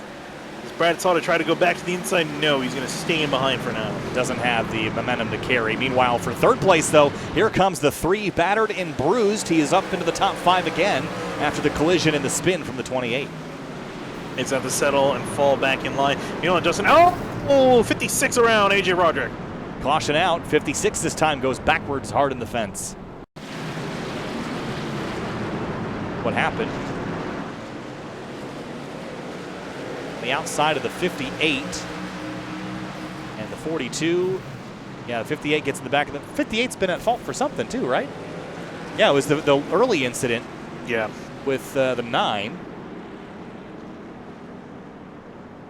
Was again involved in an incident on lap number 42 with the 67. So the 56, or excuse me, the 58 truck rather has been center of a bunch tonight. Flips the 56 and sends him backwards. That was a hard stop too for Roderick. That thing is. Curtis Vollmer in the 48 almost just narrowly avoided that as well. This truck is looking pretty second-hand here. I think a lot of trucks out here are looking second-hand. I mean, you already see there's a few guys parked on pit lane. There's a bunch of second-hand trucks there. They're probably going to need new ones. Yeah, this is looking like a Home Depot rental that's sat outside in the parking lot for a couple winters. A lot of 2x4s. I, for one, wish that we could open up the beds here. I think it'd be cool to have the beds just open, and I think it'd look really cool. Yeah. It'd make the spoiler like part of the. What would be really funny, actually, if you were to do that, if you were to have a rain race, you just have a bunch of water. Bunch of water. I mean, there'd be a drain in there, but you could like put the spoiler like as the. No, keep the water in there. So anytime you go through a corner, it just throws it off. It's the anti-jet dryer. The opposite of a jet dryer. It distributes water across the racetrack. I bet you some dirt track somewhere just has an old Silverado 2500 they just fill up with water and let it leak out over everything. I bet you that's a probably. That sounds way too accurate to not be a thing. All right, lap 91. You know what that means? It's halfway in the Elwood Designs 180. We are 90 laps in to our 180 lap event. Here's a race recap of our night so far. And looks like we've had 10 cautions for a total of 43 laps of our 91 completed. So still trending around 50% caution flag laps. 3 leaders, 2 lead changes at this stage in the race with 90 laps to go this time by. starting to come down to the end of it here. We still got some guys, especially up here. James Shainwolf spit 61 laps ago. I have a feeling he may need to come back down again, but I don't know. He might be good in the end. Again, we've run so much under yellow and so little under green, so little under throttle that I think basically everyone, if they made a pit stop, is going to be totally fine to the end. Would be my guess, unless we have a long green flag run. That's the thing, though, right? If we do have that long green flag run, I think a lot of guys may be caught off guard. We will see. Larry Mack's trends of the race don't show me that happening. But the crystal ball of racing is always a little cloudy. Maybe that's just the Chicago weather. Who knows? Turn 3 and 4. Coming back to the green. Lap 93 of 180 in the Elwood Designs. Big stack up on the restart. Good launch for the 31, though, as Shainwolf clears Brad Slaughter Jr. into turn 1. I think was trying to catch him napping. Did a really good job in doing so, getting the 81 stuck in behind. Oh, spin out of turn 2. This is 21 of Wineland, and big hit on the back straightaway. Oh, and a couple big, guys involved. Yeah, that's a big one. 55 trucks also stopped. We stay green for really? now. Somehow. Here's a look at what happened. And the officials sleeping. Yeah, 48, wow. There must have been some prior issues there. The 64 absolutely walloped the 21, and I didn't even catch the rest of that. Yeah, that really wasn't close, was it? No. Man, just a Yeah, huge... the 48 went so hard into him that he actually ended up hitting the wall. So I am going to feel like that's a bit intentional. You have to imagine that stage. Brad Slaughter Jr., though, back up to second, and his chase of the race lead. And the 3 of Ryan Hart's trying to negate that advantage. And just behind them, the 42 of Tyler Hallman. Here he is. And he is one of our playoff competitors. There's a 58 truck. Look, that thing is destroyed. Back on the racetrack. Yeah, he's just trying to limp out there. He actually went through pit lane but didn't pit last time by, so I'm not sure what's going on with the It's a drive-through penalty for the second Oh. at-fault incident. That would be the reason for that. Thank you. The Shainwolf, Slaughter Jr., Danny Ware, Hartz, and Anna Sogak, your top 5. That 19 truck has kept his nose clean and is doing a great job tonight, Finney. And this is a good points event for him if he can continue to whittle away. He needs to probably do a little bit better than this, but this is a great start. Oh, never mind. So it was a lap truck. Never mind. I saw someone way out of line. It was the number 4 truck. I thought it was Brad Slaughter for a second. I thought he just completely missed the corner. But as you're saying, man, Anna Sogak, yeah, he's doing a really good job, especially considering we saw him up in second, made a mistake, got dropped back around 9th or 10th, now finally back up inside the top 5. I think he has the chance to do something better. I think he may need a little bit of a green flag run to help him, though. Yeah, I think a lot of drivers could use a green flag run. James Shainwolf is one of them, probably, assuming fuel's not an issue. He's beginning to drive away from Brad Slaughter Jr. and has put a couple tenths of a second on the 81 in the last few laps. And Ware in the 18 is also a driver we haven't talked a lot about tonight. Started 8th up to 3rd, and notice there is not a lot of damage, if any, on this 18 truck. He has also kept his nose clean. You definitely jinxed him for the rest of the night. Well, He's right there, that corner. the racing gods were ready to smite him for that one, huh? Colin Fambro, again, I liked his strategy. Here he is up in 7th.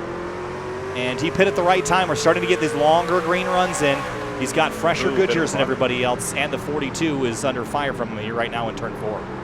Yeah, 42 trying to block him down on the inside, though. Fambro getting a much better run off the corner with some fresher rubber and less damaged truck to help him as well, and is just going to peek to the inside to get alongside Hallman. Good run into turn 3. Hallman tries to defend. Ryan Swan sees the opportunity. The door is open. He's going to sneak down to the inside of the 42. I say thank you very much and see if he can try to get alongside the 42. I imagine Hallman's going to make it difficult for him as well. Almost some contact, but just gets by the 42. But the battle's back here. Paul Irvin, his night, again, with the struggles he had early, he's actually rebounding pretty well, up to 13th place now. It's still not going to be good. Oh, okay, well, there's the jinx. Bounced off the 5 of Garrett Grant. They'll keep it straight, but I should just leave him alone, I think. Yeah, Irvin saying he got loose on the radio and apologized to Grant. We'll see if there's going to be a caution coming up in retaliation for that. Brad Slaughter beginning to reel in James Shane Wolf. Last time by was about 2/10 quicker, a 20.3 to Shane Wolf's 20.6.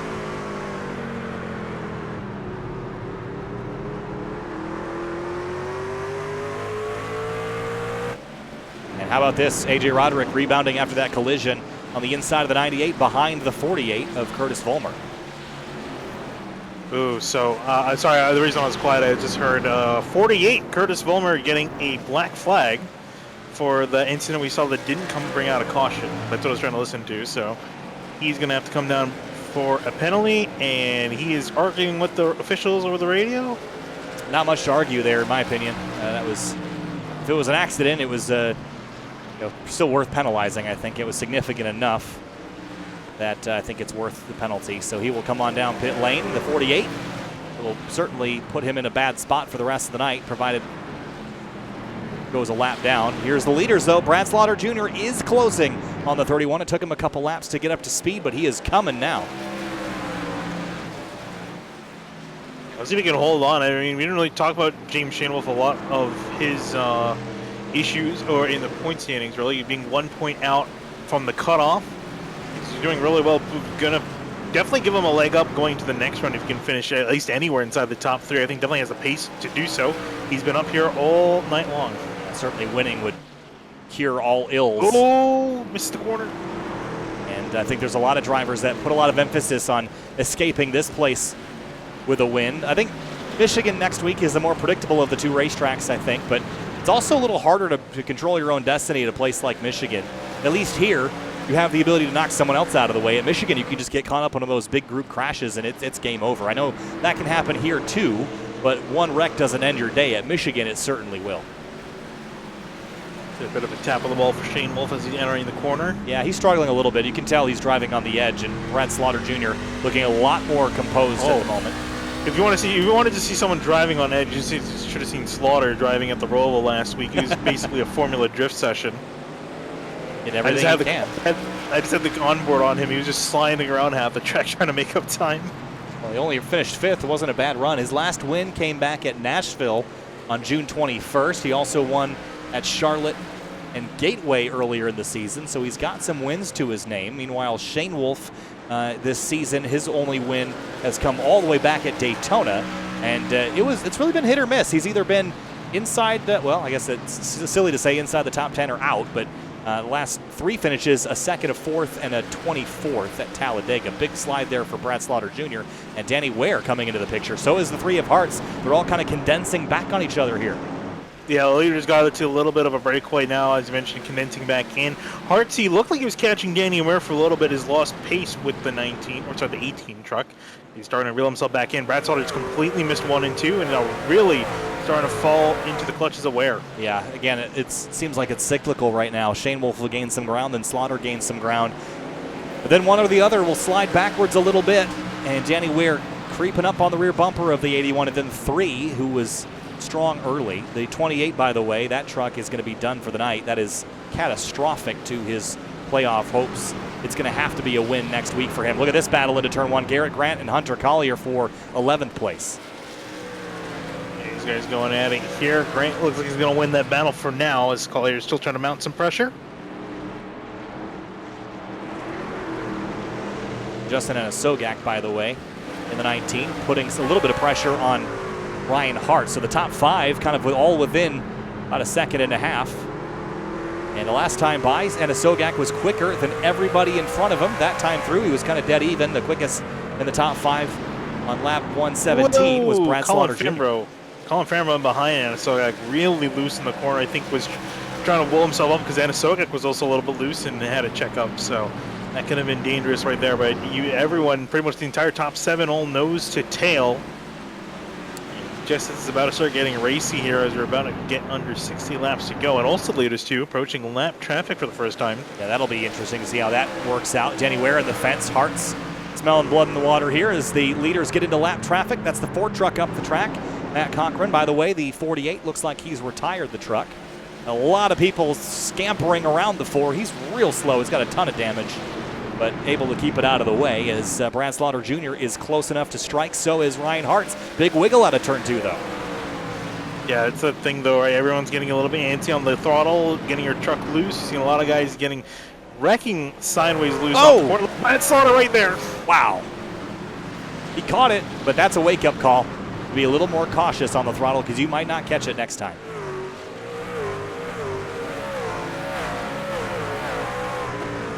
Hartz is just all on top of this 18. A little bit slow through 3 and 4. Cautions out, and it's the 98 of Collier. And I'm sure a lot of the leaders are going to have a sigh of relief seeing that caution come out so they can get fresh tires because they think they're probably going to need them now. Ooh, just really hot into turn 1. Just got away from him. Loop the truck around, brings out the next caution of the night, and that next caution is caution number 11 as the entire front-running group comes on down, and the 54 truck is going to come with them. So now, I guess this didn't quite work out. The 54 didn't have time to get up to the front of the field on those fresh tires, but he's in position to continue to stay on strategy at this stage. James Shainwolf, Martin, Brad Slaughter Jr., and more. Jordan Martin actually is going to stay out. He is a lead lap competitor. That is an interesting strategy. Yeah, definitely an interesting one. Just because so many of the front runners came this time. It wasn't like before when we saw so much split strategy. Yeah, and especially because they all have a decent amount of running on their tires. So, I mean, he's going to be pretty off the pace, and I was curious to see if he was maybe just to lead a lap or something. But no, he's going to stay out there. And he's the only one to do so. Everyone else in behind is going to have completely fresh tires. So I don't quite agree with this move, but, I mean, we'll see how it works out for him. A little awkward moment here at leaving the pits. Watch the 3 and the 18 here. A little bit of a fender rub. Tight quarters on Martinsville pit exit. Paul Irvin stayed out, but comes back down pit lane. I think he was trying to lead a lap, but didn't do it because Jordan Martin was on the racetrack. So Martin is going to commit to staying out. And now we're really going to see what tires are worth. I didn't think they were going to be worth a lot, but this is probably going to be the truest representation we're going to get all night. Jordan Martin last pitted 80 laps ago, and Shainwolf and the whole group behind pitted just now. Yeah, they're going to be worth quite a bit because Shainwolf, looking at his last lap times up until that caution, was running 20.7s, 20.8s. Their best lap times were in the 20s, 20 flats, or even in some of the guys in the 19.8s. So this can get interesting. 58 and 4 truck back on track. And the retirements list is growing. Vollmer next on the list. So the 48, 21, the 64, the 28, the 67, and the 51 are all out of the race. That is 7 of our 23 starters.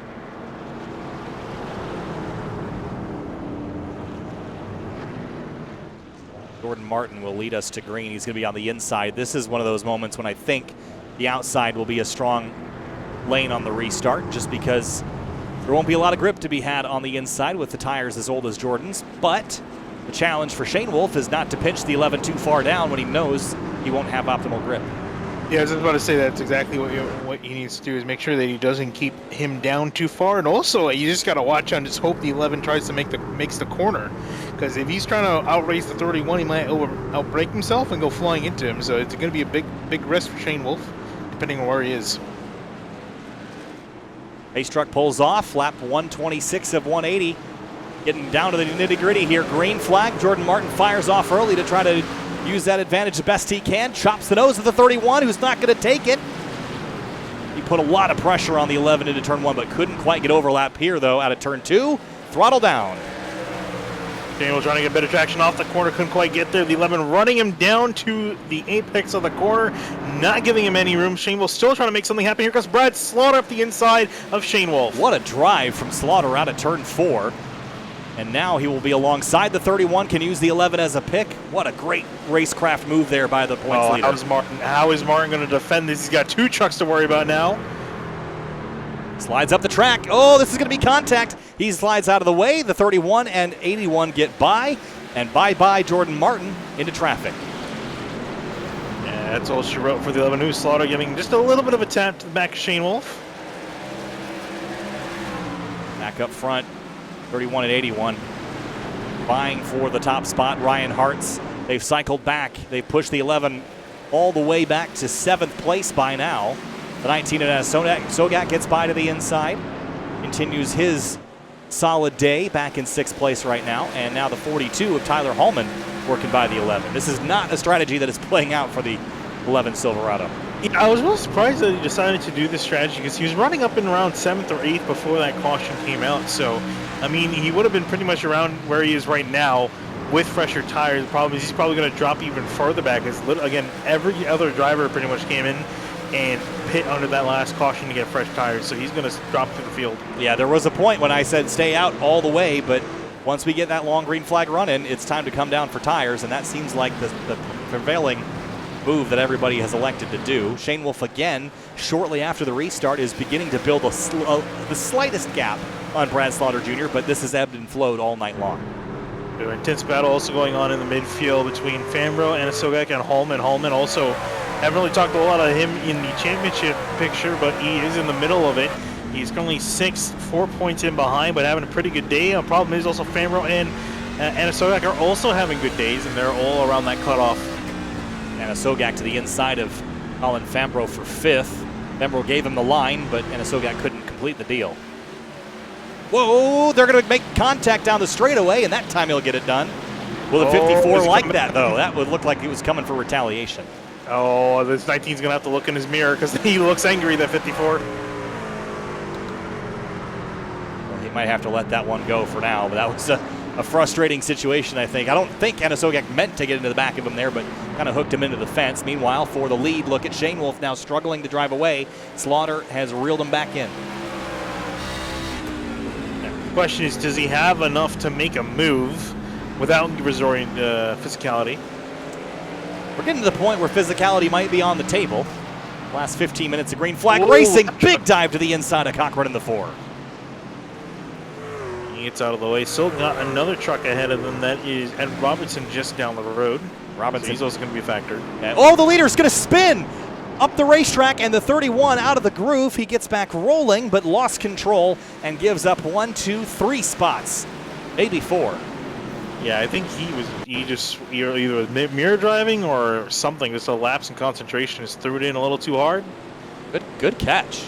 I thought for sure he would be gone after that one, but that promotes Brad Slaughter Jr. to the lead, and he works by traffic. Ryan Hartz, though, one to watch.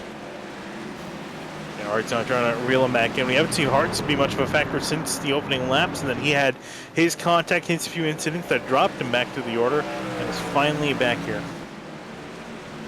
Mentioned we're getting down to the nitty-gritty of this race and why contact might be on the table. We're closing in very quickly on 40 laps to go, and that goes by very fast here, about 3 laps a minute at Martinsville Speedway.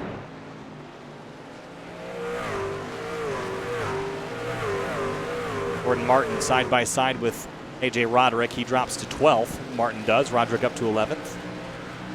Yeah, he's continuing to slowly fall down the order with those old tires. I imagine he's probably regretting his strategy decision. I'd say so at this point. Look at the lead that the 81 is establishing. He's been a 10th quicker than Hartz the last couple laps. Tyler Hallman trying to reel in that 54 and do something with him. You see the tire tracks leaving from behind the 54 Tundra. Ooh, almost gives him a bump.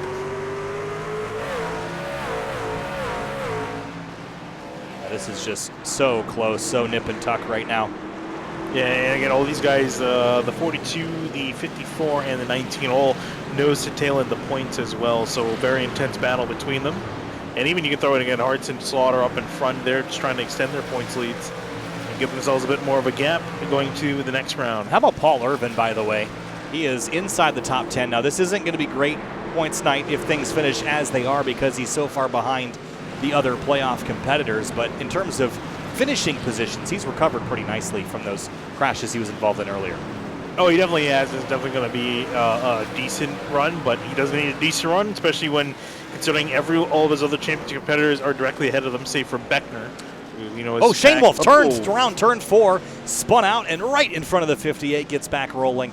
But a driver that led a whole bunch of laps brings out our 13th caution on the night. Was there a touch here? Ooh, there was. The 19 spins him around, and a Sogak gets into him. Interesting.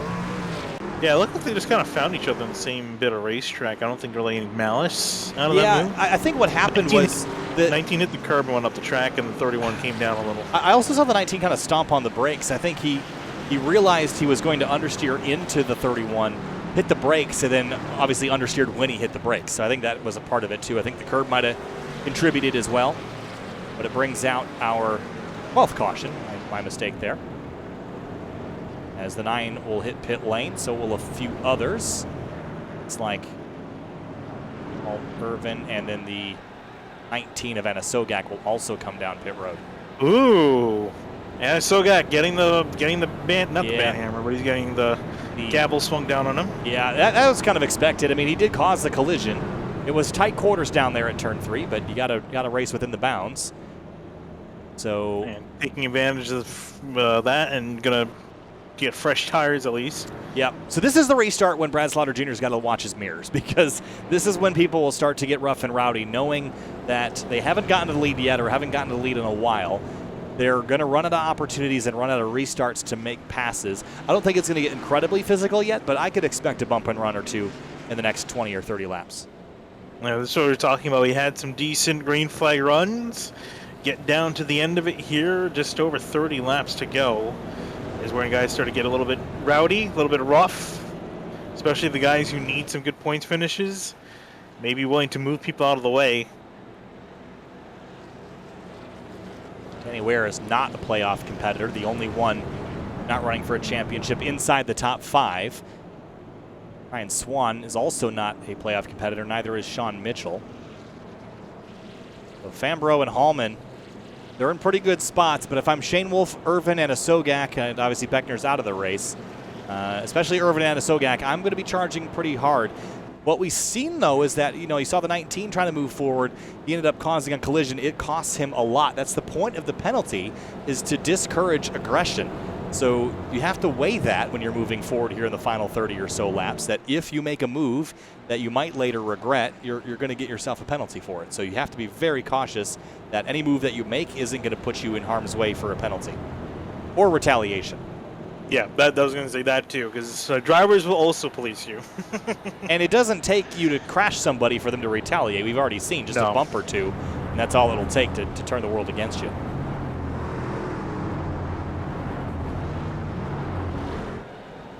All right, we should get 1 to green this time through.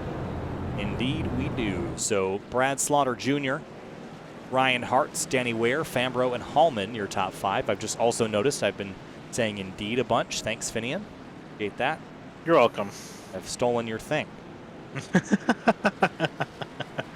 we all have something. We all have something. We all have our vices. There's always a safety word. That's something else. You're not wrong. What's your safe word, Finny? All right, green flag coming back to the green. Lap 149 of 180. Great launch for the 81. And a little bit of shuffling in the background. The 58 almost had overlap on the 1 into turn 1. Couldn't do it. Here comes Danny Ware and the 3 of Ryan Hartz, and some lap traffic on the inside. 3 wide for just a second, entering turn 3. Still side by side. Oh, spin! Out. Kind of. I don't know if they got all the way around. Happened around the 58. Ooh, the 31. Ooh. Ooh, lead. Oh, yeah. Oh, that. That. I mean, I wonder if there was any frustration in that, because when Shane was getting himself righted back in the right direction after the last caution, the 58 came into him as he was getting righted back around. So I think it's right there. I think that's part. This is part of it too. Is watching from on board the 31 of Shane Wolf. This is what he sees. He just sees the 58 kind of clearing himself on the nose. And I think the 58 or the 31 just says no thanks. Bye. And ended up not really helping himself either. Well, he's definitely probably not going to help himself a little bit, because I have a feeling he's probably going to get a penalty. Again, which is something he doesn't need, because he's also on the outside looking in. He's 1 point behind the cutoff. Yeah, not to bring in dirty laundry from the neighbors either, but Shane Wolf was one of the drivers involved in some of the dramas last night. Oh, yeah. So Yeah. just to throw that out there, I don't think it really has a whole lot of bearing on tonight, but it's somewhat relevant. I mean, when you have everyone racing across 3 series, I think, especially all in the same week at the same track, things might get a little heated. If you get a speeding ticket in Arkansas and then you get pulled over in Iowa, they're still going to consider the Iowa or the Arkansas ticket. They use that as a barometer, I suppose. All right, we're under 30 laps to go, so we'll take this moment again to thank the Elwood Designs Company for sponsoring the Elwood Designs 180 here tonight for the Area CNC Logging Truck Series playoffs. This is round number 3 of 5, and so far tonight we've had a lot of interesting drama and arguments and pushing and shoving. Classic Martinsville stuff. Working caution number 13. We've had 58 laps of our 152 laps under yellow. 5 leaders, 5 lead changes. Brad Slaughter Jr. is your current race leader. He has led, of the 153, he has led 18 laps. Ryan Hart's right behind him has led 0. Fambro has led 36. Shane Wolf has led 50. And the 28 who was out has led 43. So I think Shane Wolf was in position to lead potentially the most laps tonight, but that still can change. What you got? I love listening to the driver radio because it is spicy. so I'm not gonna say the exact words. Probably shouldn't. It wasn't anything vulgar that I can't say on the radio, but basically what happened is Shane Wolf got a warning. An official warning for intentional wrecking. He's also going to be blamed for that last incident. And if something like that happens again, he's going to get a more severe penalty going forward. And Shane Wolf had some other gripes with the admins, calling them blind to a lot of the lead changes that have been occurring. Or not lead changes, sorry, the lane changes. Blind to lead changes. All right, yes. All right, coming to the green, lap 155 on the restart. We're not done yet. 26 laps to go. And the caution was extended. Never mind. Caution was extended because Shane Wolf was still a yielding position, so I think the server just extended it itself. I did the Rick Allen thing. Coming to the green and nope. Pace truck back out for a quarter-mile stint down the backstretch. And right back into pit lane, I'd assume. Yep. There it goes. All right, let's try it again. Brad Slaughter Jr. is your race leader on the inside. Here's your points leader as well, and green flag in the air again. Hart's not that good of a restart, though. He's going to clam down in front of this 18 of Danny Ware. 42 of Holman trying to make something work on the top line. He's going to get passed though by Fambro on the inside. The truck's almost getting up into the fence at turn 2. Oh, car gets sent. Roderick again in turn 3. Man, he has just been the recipient of a whole had bunch. Some wild rides because half the time I just see him come sliding into the frame. This time it was the 98. Gets in there way hot. That was never going to work. Yeah, just hip checked him. Yep. Man, Roderick has just been absolutely... Another driver that's been the ball. Yes. Looks like a golf ball. He's got so many dents in him after tonight. And I promise you, these dents are not going to be helpful for the aero around here. Apparently also Eric Wineland also feels bad for how many times Roderick's been taken out. Yeah. It's just one of those nights. Again, I don't think you want to be on the giving end of the contacts either. I don't think that's the place you want to be. You just want to be able to avoid it all. I will say that definitely one person I don't want to be is the admins this week. Nope. Because they had a busy night last night. I think they're going to have a not as busy night tonight. Still fairly busy. Tomorrow and on Thursday, who knows what's going to happen? Well, it's only Tuesday, so I tell you that there is plenty of days left for things to go south. But here's the fun part: we head to Michigan next week, where you can't really do payback. I mean, you can. You end up kind of overdoing it at a track where you're doing 180 miles an hour around the entire thing. I don't think bump and a bruise here from Martinsville necessarily requires you to send them into the campgrounds, but I might try next week. You never know. Some drivers can get pretty angry, pretty upset. At Kenseth intensifies. So working lap 160, we're going to be 20 laps to go next time by, and this is going to be, I think, 2 left to go in the caution sequence. Another race recap here to go over some things. 14 cautions for 64 of our 160 laps, 6 leaders and 7 lead changes at this point.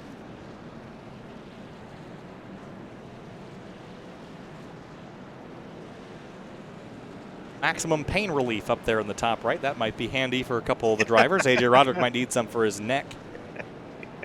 One in the back. We'll see, though. Race still young. Still got some laps left to go. He could be sent around a 3rd time. There's still time. You're watching the CNC Log and Truck Series, round 3 of 5 of the playoffs. The drivers in the green are your playoff competitors. Next week at Michigan, we're going to eliminate the bottom 4 in the championship and select our final 4 competitors for our season finale at Las Vegas. All bets are off already on who finishes this one up front. If I'm the 81, I feel like I got a target on my back. Oh, absolutely. And again, we got to wonder, when is someone going to target his bumper? Because honestly, it's fairly clean. No one's really touched the back of that 81. I feel like that can change in the next 20 laps. It most likely will. Green flag back in the air. 19 laps to go. And Slaughter clears Hartz again into turn 1. Danny Weir, good restart, gets to the bottom. And the 54 of Colin Fembro licking his lips if he could squeeze down there as well. Taking the back, the 58 to 31, wrecking on the back straightaway. The caution is back out in the air. Uh-oh. And the drama continues. Oh, boy. Yeah. Oh, boy. Keep him on 31. He's on a hurry. Is he gonna? Oh, It's right back in line, but this race went south real fast for the 31. I told you it was gonna happen. Yep. Yep, it really did. Well, he was the driver that led the most laps tonight. Now, interestingly, I don't know if anybody else can take it away. 28, what's 28 plus 17? I don't think that's quite the 50 that the 31 has led, right? No, not quite. Ooh, and the 58 parked for the rest of the night. Yeah, he's had a tough night. And at the pointy end of a couple of those incidents. So going back, Brad Slaughter cannot mathematically lead the most laps unless we get overtime, which is possible. The other car that could is Colin Fambro, but that window of opportunity is closing very quickly. So regardless of Shane Wolf's poor tail end of the race, he should walk out of here with the most laps led, I believe. We'll see. Has anyone got a chance to Travis Beckner, but he's 75 laps down, so that's not going to happen. I didn't realize you just got into the track. I think he actually just rejoined the track. I didn't realize he's back out here. Yeah, he can't pass anybody, so that's an interesting decision. Oh, and Matt Cochran, he's been limping around here the entire night. Engine finally went. Oh. That was so close to the end. Definitely a don't take me out, coach, I can still race moment, so he will pull that thing down and let it rest. I mean, to be fair, he's been putting around. He came in at 14th. He's running in 14th, so that's actually not too bad. Well, think of all the positions that he gained by doing that, so never give up. Unless you really get crashed, then give up and focus on next week. I was going to say the engine gave up on him, unfortunately.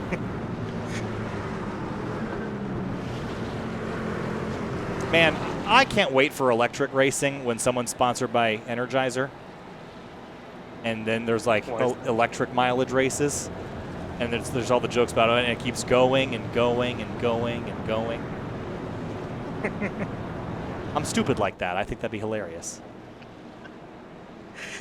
Actually, when was the last time Energizer sponsored anyone? It's been a while, hasn't it? Been a while. I think it was probably Larson or Juan Pablo Montoya in the 42.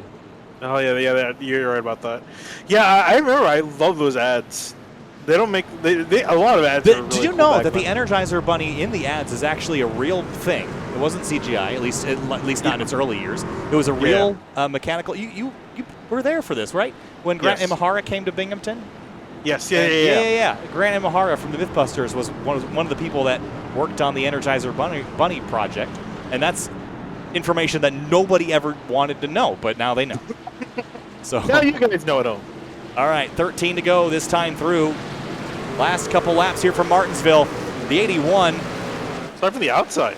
took the outside lane. Really interesting choice, and it worked out for him so far. He clears Danny Ware, and Fambro on the outside now. Yeah, I think probably can see everyone else try that. Ooh, Ware trying to clear. Fambro almost turns himself under the wall. Swervin Irvin up to 7th place. That yellow car is coming forward. Everybody scrambling for spots behind the 81. 54 gets in the line, a little bit of shuffling behind.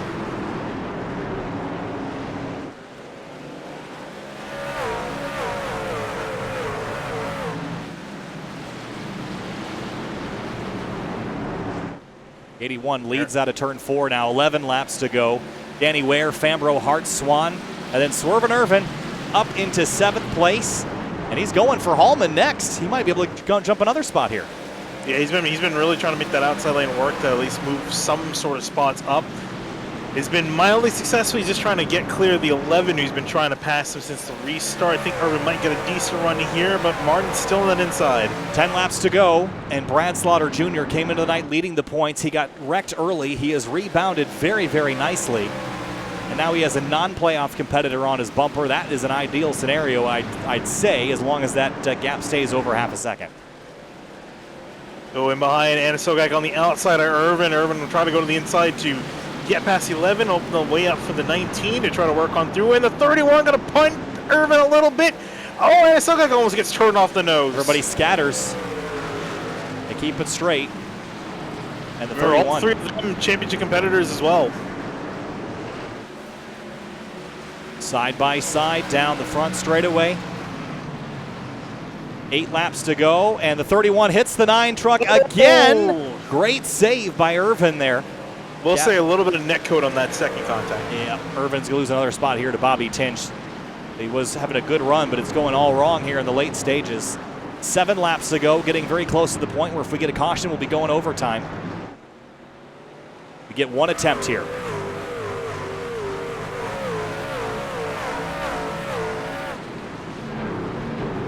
See, got separated. First time we got separated in quite a while due to a large string of cautions. Lou Martin, though, died to the inside of the 42 of Hallman in behind. Got overlap. Can he sustain it down the straightaway? Hallman's got to leave him space. Martin just has enough overlap. But now Hallman re-clears himself out of turn 4. Right, here comes Anasogak. A great run off the corner of turn 4 to the inside in turn 1. These two have traded spots after the restart. Sogak's got the preferred line this time, but he can't get the throttle down quick enough, and Martin will hang on to 7th.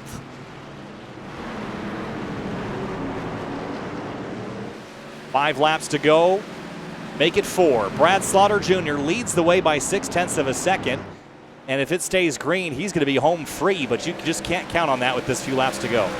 No, you really can't, especially with the way the rest of this night's gone. I think he can't wait to see the white flag and then obviously the checker right after. But he doesn't know there could still be a last-minute restart here in these closing laps. 3 laps to go.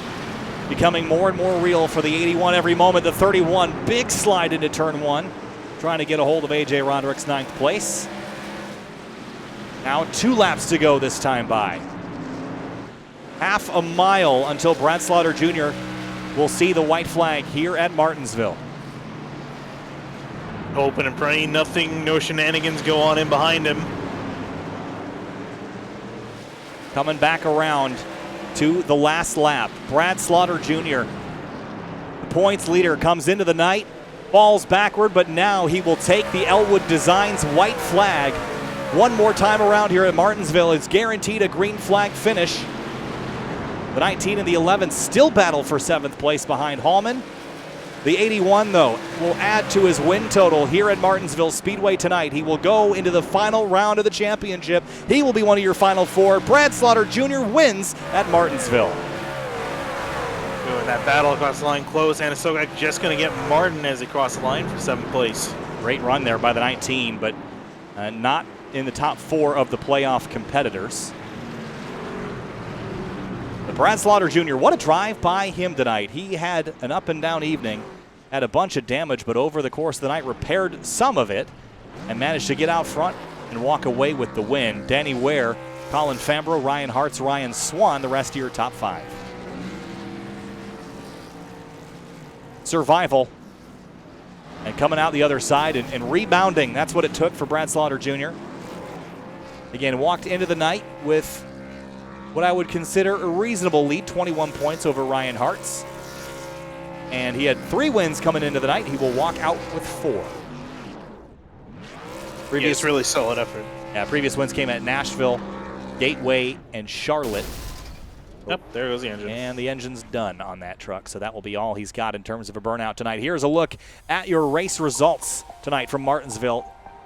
There's your playoff competitors. 6 of the top 10 playoff colored.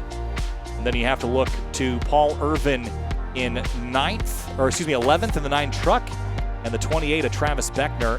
That was disappointing for those two. They will be your final 2 runners. Paul Irvin was turning things around in a late race, but didn't quite finish out that way. No, it didn't, and he really needed a better run, especially considering, again, the rest of the drivers, save for Beckner, ran really well in comparison. So he had a decent night, needed a really good night, unfortunately. And you see the rest of the finishing order, as well as, again, Beckner, really the biggest note is after running so well, remember, leading the majority of the early part of the race, going to be back down in 20th after problems, just kind of accruing on themselves throughout the night. Resulting in a blown engine, and Cameron Hearn also finishing back in 21st. Yeah, here's another look at the drivers that finished at the tail end of the field. Logan Hartman, Sean Mitchell, and of course Jacob Bell didn't take the green. But that was your finishers here tonight. But again, let's document also Colin Fambro, who we should talk to here in a little while. Fambro with that strategy I thought would be the successful one. With one more restart and a push, it could have been, but he didn't have the track position when it counted most. Ryan Hart's a solid night. That's a good points effort for him in the number 3. He was second coming in, so he'll walk away with a pretty good points value. Ryan Swan, 5th place. Tyler Hallman, not a bad night either. He'll pick up some points. Yeah, I think you're fired as Fambro's crew chief, though. He didn't get on the win. He's going to have to find a new crew chief. Yeah. Well, let's talk to a couple of our top 3 runners. We've got Danny Ware standing by, driver of the number 18 truck, comes home in second tonight. Danny, really solid night for you. It was pretty aggressive and rowdy in the mid-pack to the back of the pack, but you and the number 18 truck outlasted. Needed something else to go catch that 81. What'd you need? More time, more restarts, or something else? Probably just better skill, to be honest. Brad's really good. Me and him race together all the time, and he's taught me a lot, so basically racing against a teacher there, and couldn't really catch him. Well, looking back on the night, there were so many drivers that had dramas of some kind, whether it was pushing or shoving or spinning or crashing. How hard is it to keep a cool head around here when you're getting run into or running into people? It seems very easy for everything to kind of go sideways when everyone's leaning on you. Yeah, it's just, you're constantly looking in your mirror and just waiting for someone to hit you, but for the most part up front, I feel like we were racing pretty clean. We were just kind of biding our time, but it's just chaotic. You just basically gotta focus on what everybody else is doing, but also try to race your line at the same time. But I don't know, they all raced me clean, so it was pretty good overall. Well, you're not in the playoffs, not going for a championship, but still a very solid night, Danny. Congratulations. We'll see you at Michigan next week. Good luck to you there. Thank you. Moving on now to our 3rd place competitor, Colin Fambro, the number 54. Colin, I was on Team Fambro tonight, the number 54. I thought your pit strategy was the perfect one. Stay out front until you got a green flag run, then come down and get tires. You finished 3rd, though. Maybe a couple more restarts, you would have had those 2 leaders? I don't know, man. It was so tough to pass. I mean, this thing was I don't know if it was just the rubber getting laid down, but the drive off got worse and worse and worse throughout the race. And I kept getting tighter and tighter in the center of the corner, and I kept, cranking my brake bias, and I couldn't get the rotation to get it straight enough to get a drive off. So I don't know, man. I think you had to almost have a tire advantage there to really get a pass done, but P3 is pretty solid. But yeah, I did too. I thought I'd be able to work my way back up through there a little bit quicker, but tires just didn't mean a whole lot tonight. I think that was partly my prediction. I think we were surprised to see Jordan Martin stay out at one point, and he dropped like a rock, so it seemed like it was kind of dependent on when you came and got him. But Colin, a great points night for you, and looking ahead to Michigan next week and that cutoff line for the final round of the playoffs. How confident do you feel that you're going to go forward and have a shot to win the championship? Yeah, I like Michigan. It's a great track, but in these trucks, it's you run really close to each other, so anything can happen. But hopefully we'll go there next week, and everybody will mind their P's and Q's after this week, and we can get up there and compete for a win, if not a podium, and move on to the championship four. Well, solid night, Colin. Congratulations. We'll see you at Michigan next week. Best of luck. Thanks, Kyle. Moving on now to Brad Slaughter, your race winner for the fourth time this season. Brad Slaughter Jr. and the number 81 Tundra go to victory lane, Brad. Tonight it didn't start out so great. You kind of ended up turned around backwards and going the wrong direction, but you drove forward, made some good pit strategy calls, and ended up in the lead, and thankfully didn't have to defend on a late race restart too late in the race. Managed to drive away by 0.8 of a second. First of all, congratulations, and you came in with the points lead already, so I think you had some confidence, but you got to feel on top of the moon right now. You're going to be competing for a championship in 2 weeks' time. Absolutely, 100%, man. That was not how I drew up the script going into tonight. I did not. The driver was not as good as the Roderick Racing Development Elwood Designs Tundra in the first half of the race. The driver was terrible. I gotta apologize again to Eric Weinland. I absolutely cleaned him out there in 3. Just locked it up. Had a little bit too much rear brake in it and cleaned him out. Feel terrible about that, but I tried to clean it up a little bit there in the second half, and like I said, make the right pit calls and get some track position. Track position was pretty key tonight, and after we could do that, man, it seemed like a little bit of an easier race. I know some of the faster guys got damaged tonight, got caught up in some stuff, so that obviously helped us out. But a great result. I really wanted to go into Michigan next week, locked in to go have some fun and let it rip. So. We did that tonight. We're locked in and ready to go fight for a championship.